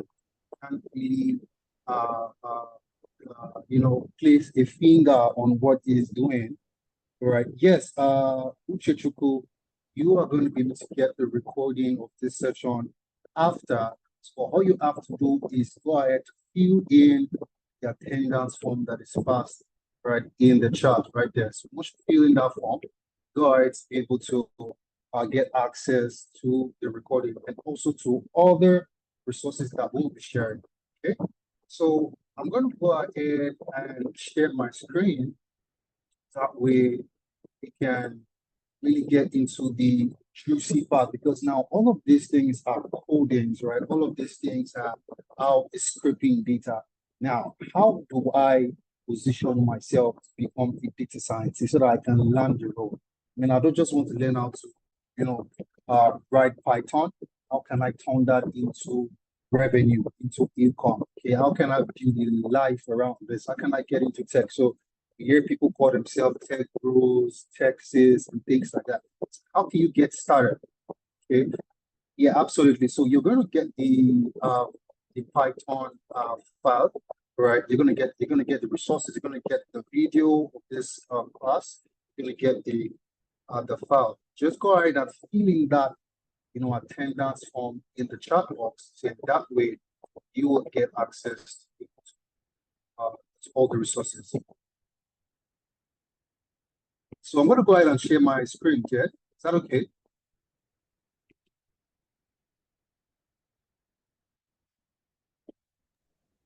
Yeah, sure. Yeah, sure. All right. Yeah.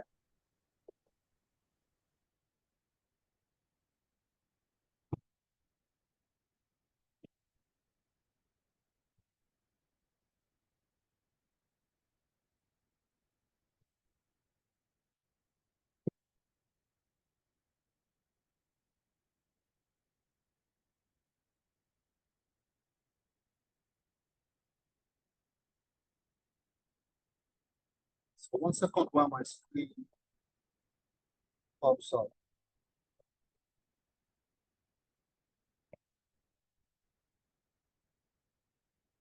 Okay. So I think you can all see my screen, right? So if you can see my screen, just let me know in the chat. Just type a yes, so you can see my screen. All right, Uchechukwu Kalu. Thank you very much. So now I was saying, so this is what I was saying. Now we've seen Jed write all of that code. We've seen Jed, use, the Python to scrape data off of Amazon, right? And that is just literally one aspect of what data scientists do with Python. Okay, that is just one aspect of what. All right, thank you very much, Stephen. That is just one aspect of what data scientists do with Python. Okay, as a data scientist, there's a world of opportunities opened up to you, literally. Okay, and I'm going to start by saying now. So after writing or after being introduced to, this is my first ever coding experience. What are the tech skills that can help me land a role very quickly? How can I break into tech? Okay. How can I break into tech? So I know I've done Python. So what next for me? Now at Analytics, all right, like I said earlier, we are a leading ed tech firm, all right, and we specialize in providing, high in demand tech skills, right? High in demand tech skills that will help you to land a role, or help you to land a role. Okay. So now, how can I get into tech? Now, what we did with Analytics that we went ahead to scrape, all the top job boards out there. Talking about LinkedIn, Indeed, Glassdoor, Total Jobs. Scrape all the top jobs out there to be able to get our hands on the top performing jobs, okay? On the top performing jobs. And once we got all these jobs, we went for the filter all these jobs, right? Through three major lenses. Number one is ease of learning. Number two is ease of transitioning. Number three is high rewarding salary. Okay, so all the programs that we offer here at Tech Analytics, all right, they are programs that are very easy to learn, all right. They are programs that are easy to transition into, and they are programs that have high rewarding salary. Okay. So, all right. So now I'm going to be talking about two major programs, all right, this evening. I'm going to be pitching two major programs to us, all right, and that is the data science program and the data engineering program. Data science program and the data engineering program. Okay, and why am I pitching these two programs? Okay, because these programs, they are heavily reliant on Python. So you have to be somebody who is comfortable, working with Python, okay, to be able to break into these programs. And let's see why these programs are really, really important. Let's see what is so special about the data scientist. Okay, what is so special about the data engineer? All right. So now I want you to see the future of job reports by World Economic Forum. Now, the World Economic Forum is the professional body that releases the reports of jobs on a yearly basis. Okay. Now, what they do is they let you know the jobs that are going to be, that are going to be increasing in demand, and the jobs that are going to be declining, right, in demand. Okay. So what that means is, if you are trying to get into tech, you do not want to get into a particular role that, say, come 2 or 3 years from now, you are looking to upskill into another career, you're looking to learn something new. How about you learn something that for the next 10, 15, 20 years, they are still going to be in relevance, okay? And that's what we did. We with the WEF, and we're able to see that full stack data science, all right, and then the data engineers, these programs, they are going to be they're going to be high in demand, all right, in the next 15 to 20 years. Okay, so you can see some or you can see some, roles to the left-hand side of the screen. You can see some to the right-hand side of the screen. Okay, for example, on the right-hand side of the screen, you have roles like social work and counseling professionals, construction laborers, relationship managers, compliance officers. Now, you don't want to get into these roles because these roles are declining.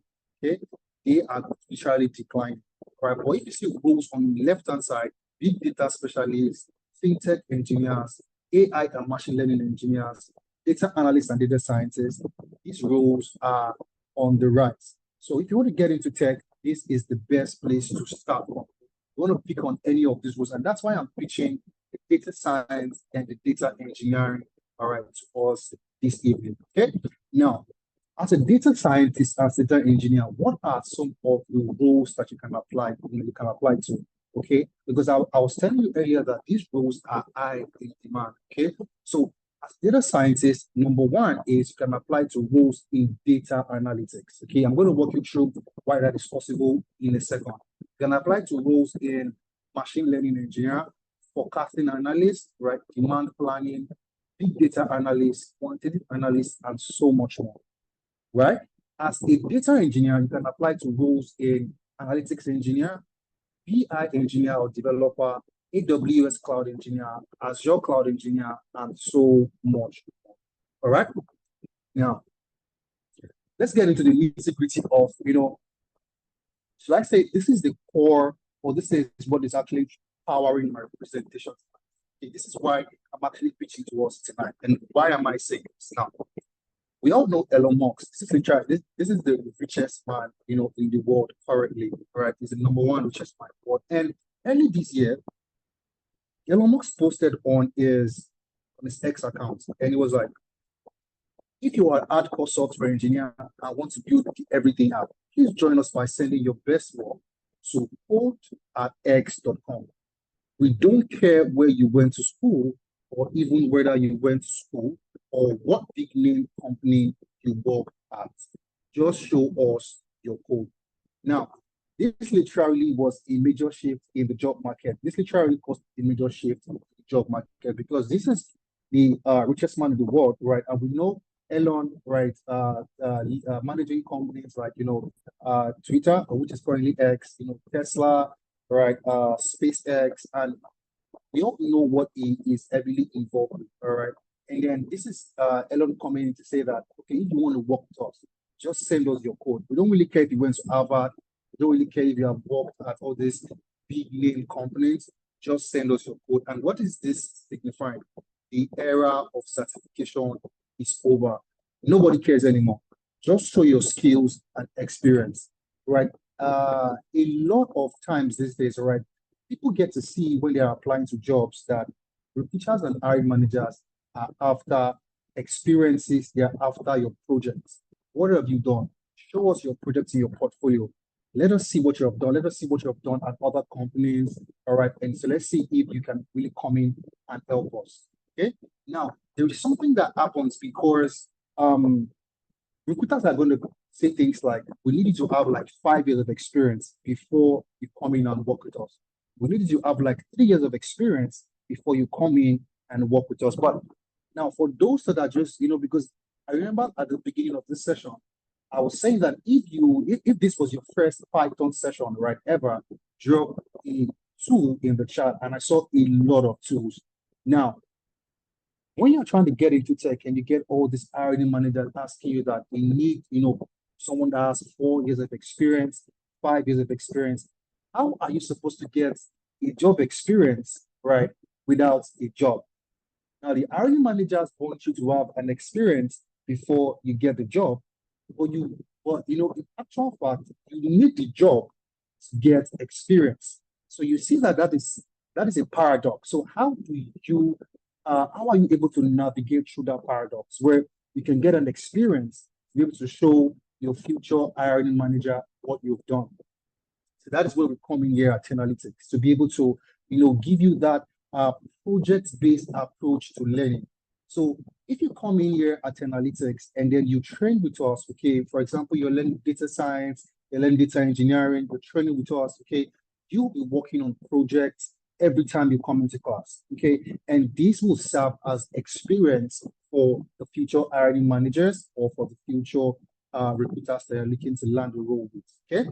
So now, the complete data science and data engineering toolkits, okay, that will land you a job in 2025, all right? So now, the data science program and the data engineering program, they are one of the 8 programs that we offer here at Analytics, all right? I'm pitching these two tonight because these two are heavily hinged on Python. So we have already walked you through, you write your first line of code in Python right this evening. Okay, so now I'm going to be explaining what the data scientists, what they do, what their day-to-day workflow is in any organization, all right? And I know that Jedediah earlier, he walked us through, how we can use data science, how we can use Python to go ahead and scrape a website, okay? How we can use Python to scrape a website. But then there is a whole lot more that a data scientist can do, okay? Now, as a data scientist, your key responsibilities in any organizations are divided into 3 main parts. Number 1 is descriptive analytics. Number 2 is diagnostic analytics. And the third one is predictive analytics. Okay, so a data scientist is somebody who helps an organization make sense of their data by answering the descriptive analytics question, which in simple terms means what happened. Okay, so for example, all right, what was our revenue last year? Which quarter last year did we make the most revenue? Okay, then answer the diagnostic analytics, which in simple terms means why it happened. So for example, we're trying to answer a question like, why did we make most of our revenue the 4th quarter of last year? Okay, did we increase our marketing campaign? Was there a seasonality index? Was there something going on around that quarter that made us that enabled us, record our highest revenue, throughout the year? Okay, so you are answering those 2 questions right there, descriptive and diagnostic. Okay, but then you don't stop there. As a data scientist, you get into predictive analytics. And tonight, I know Jedediah walked us through how we can scrape data off of a particular website. But that is just one aspect. As data scientists, you are going to be doing, your work is heavy on prediction. Okay, heavy on prediction. And please don't forget to fill in the attendance form that is going on in the chat, so you can get access to all this presentation, the slides that I'm using for my own presentation, the recording for the Python scraping session that happened earlier with Jedediah. So just fill in the form in the chat, and then you can get access to all of these resources. Now, so I was saying that as a data scientist, your job is heavy on prediction, how to predict into the future. Okay. So now, for example, you're working in a particular company that is subscription-based. Let's say you're working at Apple Music. And for example, right, Apple Music is trying to make sure that they reduce their customer churn. What is customer churn? Customers that are not going to be subscribing to our products, in a couple of times. Customers that are going to stop buying our products, right? But you want to make sure that Apple wants to make sure that they are able to reach out to these customers before they even churn, before they go ahead to what should I call it? Migrate to their competitor. For example, you have YouTube Music, you have Spotify. How can we retain our customers? Now, that's where a data scientist comes in. What can they do? He can build a predictive model, a customer churn predictive model that can predict the customers that are liable to churn. So these are customers that are liable to migrate to the competitor or migrate to another company or just stop using the product generally. Okay, so now when a data scientist builds up this model, okay, now he can be able to provide insights to the company as the fact that, okay, now from my model, these are the particular customers that are liable to churn, that are liable to stop paying subscription, in the nearest future. Now, the company can then engage their marketing departments to be able to launch out campaigns to these customers, draw out incentives, sharp promos, just to be able to keep these customers from churning. That's where you come in as a data scientist. So you'll be learning things like Python. You're not only using Python for scripting websites, you're using Python to be able to build predictive models, right? So you'll be getting into what we call the machine learning models. So these models are for prediction. You would also be learning SQL, right? You'll be learning SQL. So SQL is structured query language. It's a language you use to communicate with the data. So when you are building your predictive model, you're basically training those models on data, all right, on previous data, so that it can predict into the future. So for you to be able to get access to this data, you have to use SQL to be able to communicate with the database, all right? And you are going to be learning statistics, okay? You're going to be learning forecasting and predictive analytics using Microsoft Excel, all right? And then you're also going to get into what we call the computer vision. All right. So now computer vision is also an aspect of data science where a data scientist can, program an algorithm to be able to achieve a particular goal. So for example, you see where we have the speed cameras.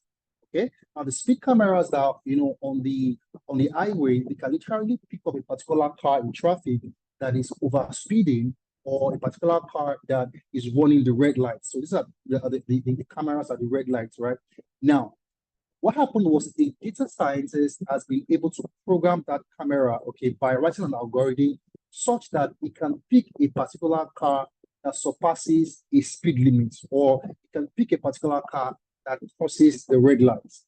Okay, so you would learn how to be able to do some of these things. Okay, that is the computer vision application aspect, where you can literally program, a particular computer to be able to pick something that you have actually programmed in the algorithm. Okay. Now, another application of computer vision is, if you can look at my background right now, you're going to see the company's backdrop, analytics, literally at my back. But in the real sense, I've got some other activities happening in my background, but you cannot see them. This is because this camera has been programmed to be able to only display this backdrop and, phase out everything else, in the background. So whatever's happening in my background, you can't see. That is another application of computer vision. Okay, so if you ever have any passion of getting into artificial intelligence, AI, and we all know that we are in the AI era, we are literally in the AI era. So AI is also a subset of data science. Okay, so if you ever want to get into AI, where you learn to build something like, you want to build chatbots, you want to be able to build, AI-powered applications, okay, data science is where you want to start from. Data science is where you want to start from. And I'm going to talk about just a little bit incentive, right? So in the US, okay, the average salary for a data scientist, right, is $121,000, dollars per annum. And that is just the average, 121,000. In Canada, a data scientist earns on average $94,000. $94,000. And in the UK, a data scientist is earning over £55,000 per annum. Now, this is just an average. And what this means is you can earn upwards of this amount as a data scientist. Okay. And here at Analytics, we specialize in making that, the dream come true for you. Now, the next program I want to walk you through is the data engineering program. Okay, so the fact that you came into this session, into this masterclass, okay, all right, because you saw that, okay, you want to be able to learn how to use Python. So Python is not only useful in data science, okay, data engineers also use Python. Now, who are these guys, data engineers, and what do they contribute to the data ecosystem? Okay, now as a data engineer, you want to look at them as plumbers. So if you go to a construction site where you have carpenters, you have the engineers, you have the bricklayers on a construction site, and you also have the plumbers. Now the plumbers are the ones that connect the pipe from the water source all the way to the building so that water can flow in the kitchen and the bedroom.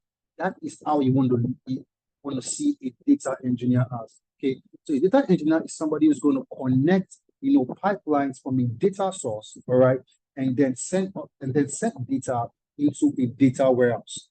Okay, because most of the time, data at their origin, at the should I call it where they are originated from? Okay, they are not very, very structured.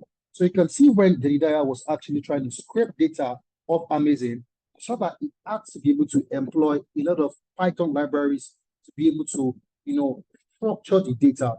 Okay, because data, whenever they are originated from, they are not structured. So you have a data engineer, set up a pipeline, what we call the custom ETL pipelines, to be able to connect data from their source, right, and then send them into a data warehouse where you can actually, format them and change their formats into a usable format that can be used by a data analyst, a business analyst, a data scientist, and the likes. Okay, so data engineers pretty much they make data available for other professionals in the data space. Okay, so without the data engineers, we cannot really have data to analyze. We cannot really have data to train our ML models on. Okay, so it's a very, very foundational career path in the data niche. All right.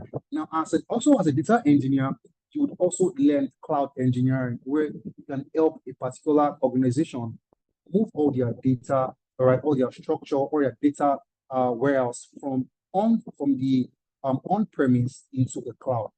Okay, so we know that a lot of companies are moving into the cloud, and they need their data to move with them into the cloud. So you as a data engineer, you will be, you would have those skills to be able to help an organization, move from the on-premise into the cloud by learning the Google Cloud Platform. So we're going to be teaching you GCP, that's the Google Cloud Platform, and also Microsoft Azure.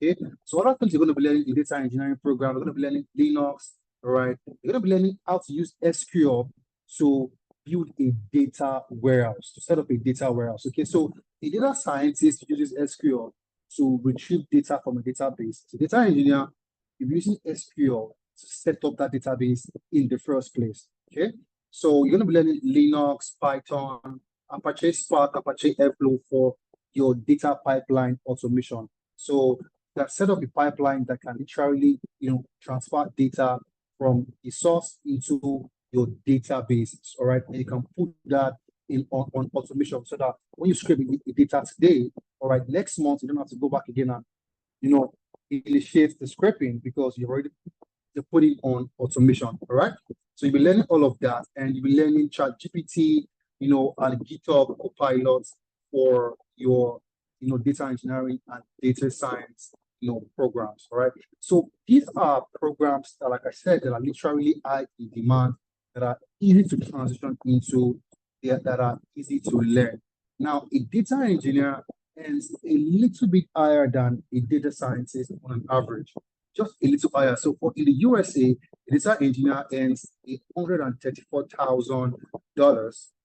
Canada, data engineer earns $102,000.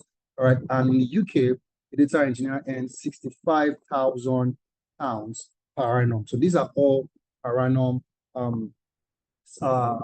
remunerations. Okay, now what next? Now, how do we help you land this role? Because if you come into the program and you're learning how to become a data analyst, data scientist, how can we help you land a role? Because once you pick up these skills, the truth is this: there is 1,001 data engineer out there. There's 1,001 data scientists out there. Now, what is going to give you that advantage over all of them in the job market so that you can land your role very, very quickly? Now, that's where we come in at Tenalytics with the T+E equals job offer. What do I mean by this? So we teach you the technical skills, we teach you the employability skills, all right? And then the T+E is literally equals to job offer. So once you have the technical skills and you know how to, put yourself out there in the job market, be very visible, network, you would be able to land a job faster. And so what are some of the employability services that you are going to gain, that you are going to benefit once you join the program? Okay, number one is the CV review and revamp. Now, a lot of people shoot themselves on the leg, right, when they are making their applications. What do I mean? The CV is not optimized for the role that they are applying for. Okay, so what you want to do is you want to be able to tweak your CV so that it is tailored for that particular role. Okay, now people make this other mistake that there isn't one single CV to apply to 10 roles. So now let's assume you are a data scientist. Okay, now you have crafted a CV. Let's assume you even you even employed help from ChatGPT to craft the CV. Now, people use that particular single CV to apply to 10 different roles. That is not optimized. That is not ideal. Okay, now because you want to use 10 different CVs to apply to 10 different roles. Okay, now, although this might look like, a little bit of more work, it's going to increase your chances of getting called back for an interview. Okay, so there's something we call the ATS, that's the applicant tracking system. It literally marks CV or resume down or up before your CV gets into the hand of a physical recruiter. So you need to know the techniques, you need to know the ins and outs, how you can beat the ATS system, all right, the ATS rather, so that you can actually get called for an interview. And that is what we are going to be teaching you when you come in for the program, the CV review and revamp session. Then we're going to teach you the LinkedIn optimization. Okay, so LinkedIn is one of the highest recruiters of tech labor. Okay, I think last year alone they made like hundreds of billions, right, in dollars in revenue. Okay, so your next job is literally flying on LinkedIn. I can assure you that. Now, how can you pick that job? Hey, you want to be well positioned. You need your LinkedIn to be optimized. All right. So I'm talking about your professional heading, talking about the projects you post, how you use your hashtags, how you engage people's posts, all right, and other things that you've been learning in the LinkedIn optimization session. All right. And then navigating the job market. So we're going to be walking you through how you can navigate the job market, the top job boards out there for remote roles, for on-site roles, for hybrid roles. We'll teach you all of these. Then interview preparation. Okay. Now you put in your CV, you've gotten an interview. We will be preparing you for the interview before you go in for the actual interview. So that your confidence, your competence can literally go up to the roof before you go in for the interview. Then we have the job reference letter. Okay, so now you've finally landed this role. Okay, I'm sure that your recruiter is going to be asking you for a reference letter from where you worked last as, in this case, either a data scientist or a data engineer or whatever role you're looking to learn with us. Okay, but we will be providing you that job reference letter right there.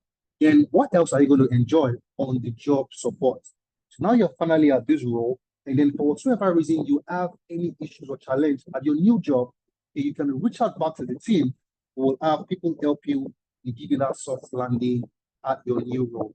And then we have the weekly mentorship session and Upwork optimization. So we're also going to help you set up your Upwork profile. So Upwork is a freelance platform, all right, where you can get contract jobs on the side.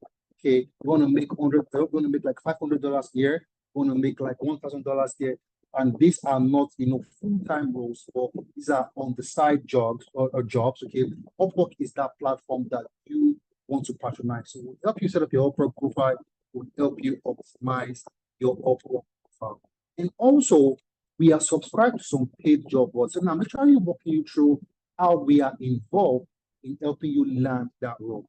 We are literally involved in not just technical training, we are literally involved, in you landing the role. In fact, that is what we are actually more concerned about.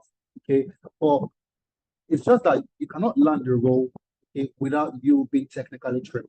But we are heavily invested in you landing a role. Now, what do I mean by this now? We have subscribed to some paid job boards. All right. And these job boards, okay, they push out premium jobs on a weekly basis. All right. So for instance, you have the UK visa jobs. Okay. And these are job boards that push out jobs that come with sponsorship, whether they are remote roles, whether they are hybrid roles, on-site roles, contract jobs, different type of jobs. Okay. Now we have our data engineer scrape all these jobs and then send them to your LMS on a weekly basis. So you will be applying to jobs, and we will be going ahead to scrape all these premium jobs and sending them to you. And all you have to do is apply. I mean, it does not get better than that, right? Literally, it doesn't get better than that. Right. So then what else do we do? Now, so you're going to notice that sometimes, right, for example, people in the UK or Canada, right, when they're trying to apply for jobs, they get things like a recruiter asking them that, okay, we need you to have a UK experience. We need you to have an Indian experience. Okay, we need you to have a USA experience. Now, lucky for you, right, Tenalytics, we are registered with the American Council of Training and Development. Okay, which means that we are, established in the US. We are also registered in the Canada, right? And then because we got into the Alberta Catalyzer Velocity Program, okay? And then we are also registered in the UK. So what that means is this, right? If you have any particular company that is looking for you to have a UK experience and a Canadian experience, you can literally, use us as that experience. So what we tell our students is this, on your professional profile, you do not want to put that you are learning with Tenalytics. What you want to put there is you're consulting with Tenalytics, okay? Because we are a consulting firm and we get, a lot of, jobs from our clients. And most of these jobs, we bring them into the class for you to work with. Although we have codified these jobs, we have changed the, company's name so that, just for data privacy, all right? But you are working on real life business case scenario. So we advise you to put in that you are consulting with Tenalytics, for example, on your LinkedIn profile. Okay. So that literally increases your credibility right there. Right. So now some of the success stories. Now, so I've talked about, all the things that we do, all our employability services, right? Our technical skills. Now, what are some of our success stories? What are some of our testimonials? Now, if you can look at my screen, you're going to see Abdul Rashid. Abdul Rashid resides in Nigeria. He landed a full-time role as a data scientist with Child 420 in the US, working remotely after training with Tenalytics on the full stack data science program. Okay. You can also look at the right where you see Bukola Adenuga joined our data science program in September 2023. She completed her training in 2024, and then she landed a job as the people's data scientist with a company in Poland. Okay. We also have other people that came into the data engineering program. For example, we have Idris Adebisi landed a job with Jaguar Land Rover in the UK as a data engineer after training with us. Ubong also got a job, right? Got multiple interviews with PwC and finally landed a role with Cognizant after coming in for the full stack data science program with us. All right. So these are some of the people that have come in, to come and train with us and have landed roles. Some of these roles are coming in with full-time sponsorship. Some of these roles are remote roles, they are hybrid roles. Okay. And what you want to understand is this can literally be you. This can literally be you. Now, someone's going to tell me, Mobalaji, what are the next steps? What can I do? How can I join in into the training program? Okay, how can I get into the next course? Now, our next course is resuming for the 10th of May. That is next month, 10th of May. All right. And how can you lock in? How can you get into this program? Now, this is our special discount for the people that are, I can see that we have just about 29 people left on the call. So if you are literally at this time on this call, I have a very good news for you. I have, a special offer for you. Now, the program is an 8-month program, okay, where you're going to be in class for 6 months, okay, learning in class. You have the 6 months in class training, and then you have the 2 months internship. So once you're done in class with training, we pass you to another company where you can gain further internship experience, solidify everything you have learned in the classroom. And now the whole 8 months program originally cost $900 US.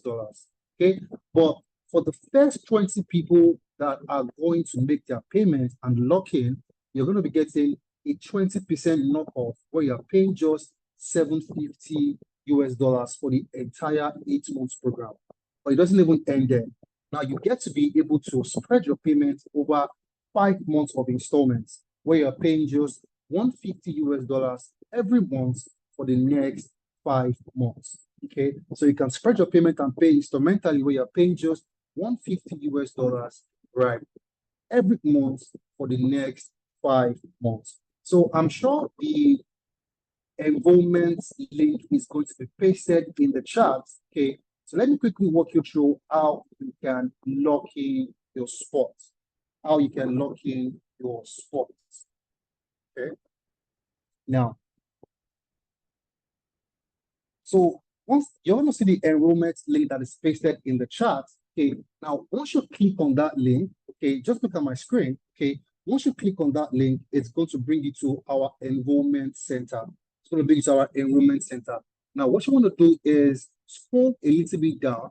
If you want to go for the data science program, okay, you're going to see the full stack data sciences. Full stack data scientist. It is literally the last one to the left. This particular one here. Okay. Click on register for FSDS. All right.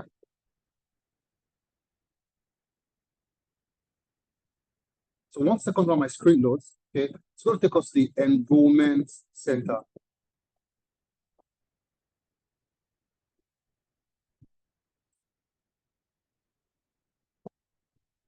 All right.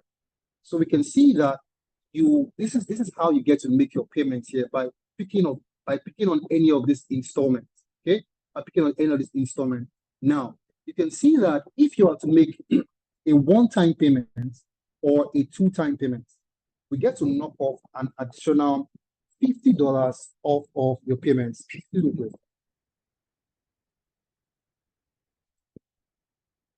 So if you want to pay just once or twice, okay, we're knocking off an additional $50 off of that $750, or you'll be paying just $700. Okay, but if you want to go ahead and pay 3 times, 4 times, or 5 times, then you get to be able to, pay $150 monthly. So click on, for example, click on any of this. So click on, if you want to make your payment 5 times, you click on the last option.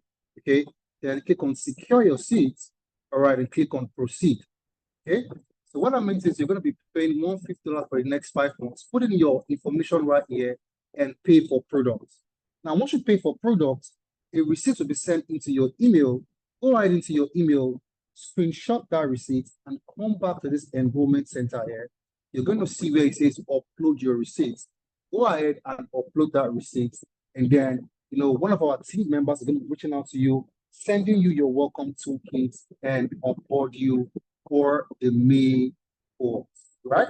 So now, I want to know if you have any questions, something is not clear to you. This is the time to go ahead and ask me that question.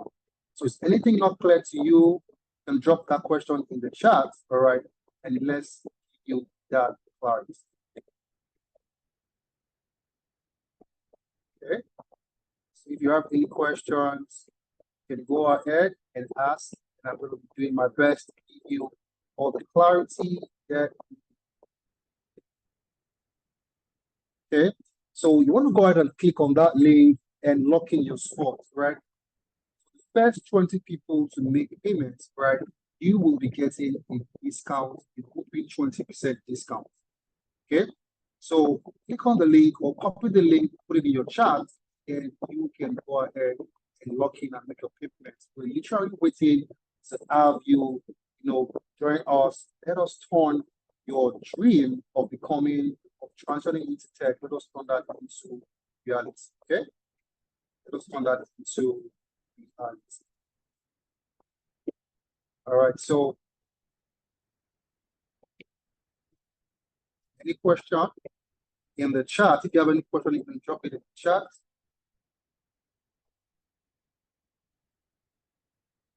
My best to give you.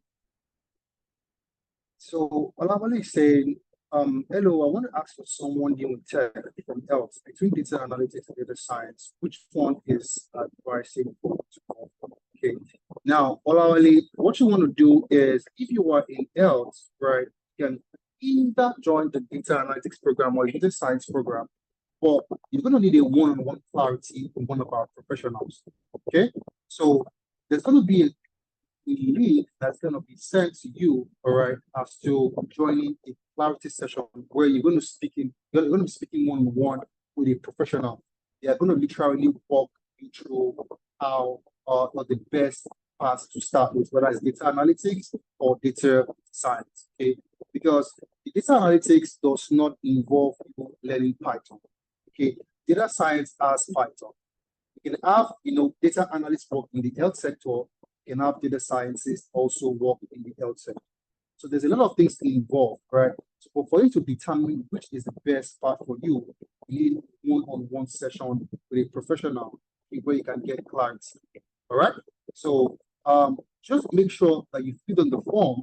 Okay, we'll be reaching out to you and we'll be sending you that link that will help you, join that clarity call session where you can have this particular question dissolved.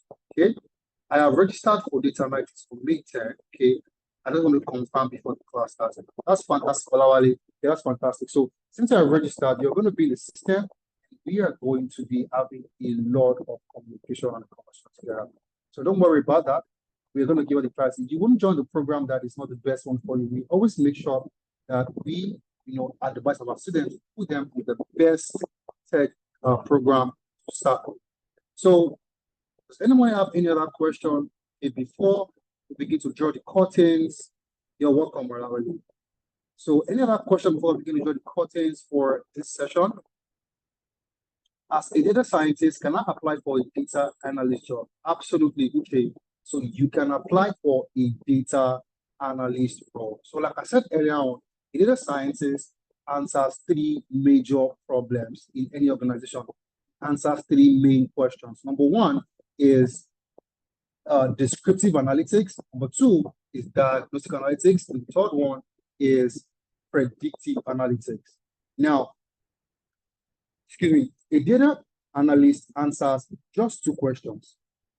Number 1 is descriptive. Number 2 is diagnostic. So you can see that as a data scientist, you are able to answer everything that they can answer, and you have gotten into predictive. So what that means is this: you can get a job as a data analyst if you come in for a data science program. Okay, so data science is more encompassing. So data analyst is a subset of data science. It is inside data science. Data science is the umbrella. Data analyst is inside. Okay. All right. So the link is still in the chat. You want to go ahead and grab that discounted slot before it's over. So once we have the first 20 people, the price reverts back to the original $900 US. Okay. So you want to go ahead and just grab your spot, make an instrumental payment to lock in, and then you will be good to go. All right. So anybody else have any other question before we bring the session to a close this evening? Any other question around data engineering, around the program? Okay, around when the program starts, how the program is structured? Any question?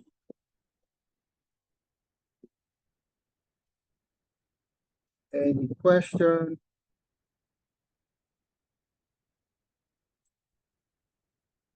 So make sure you fill in the attendance form that's going to be passed so you can get the recording of the Python session that has happened and also all the resources that was used for this program, okay?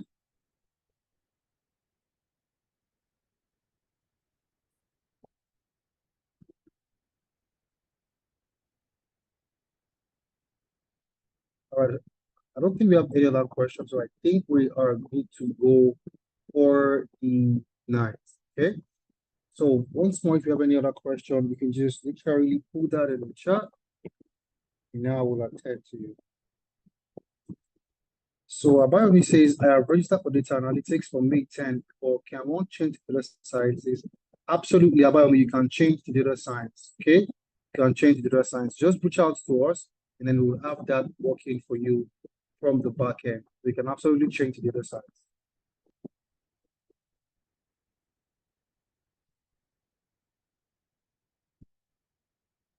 So any other question? Drop your question in the chat. Let's give you that clarity before we end the session.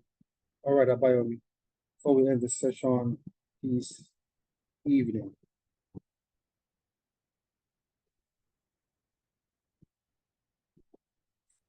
before we end the session this evening. So any other question? So then that means I'll be looking forward to seeing all of us resume for the May 10th course, okay? For the May 10th course, all right? So thank you everyone for joining this session. I hope you have actually filled in the attendance form that was passed, right? And also the payment link that was passed, okay? So if we don't have any other question, thank you for joining, all right? And see you on May 10th, all right? And, have a wonderful, wonderful evening. Bye for now.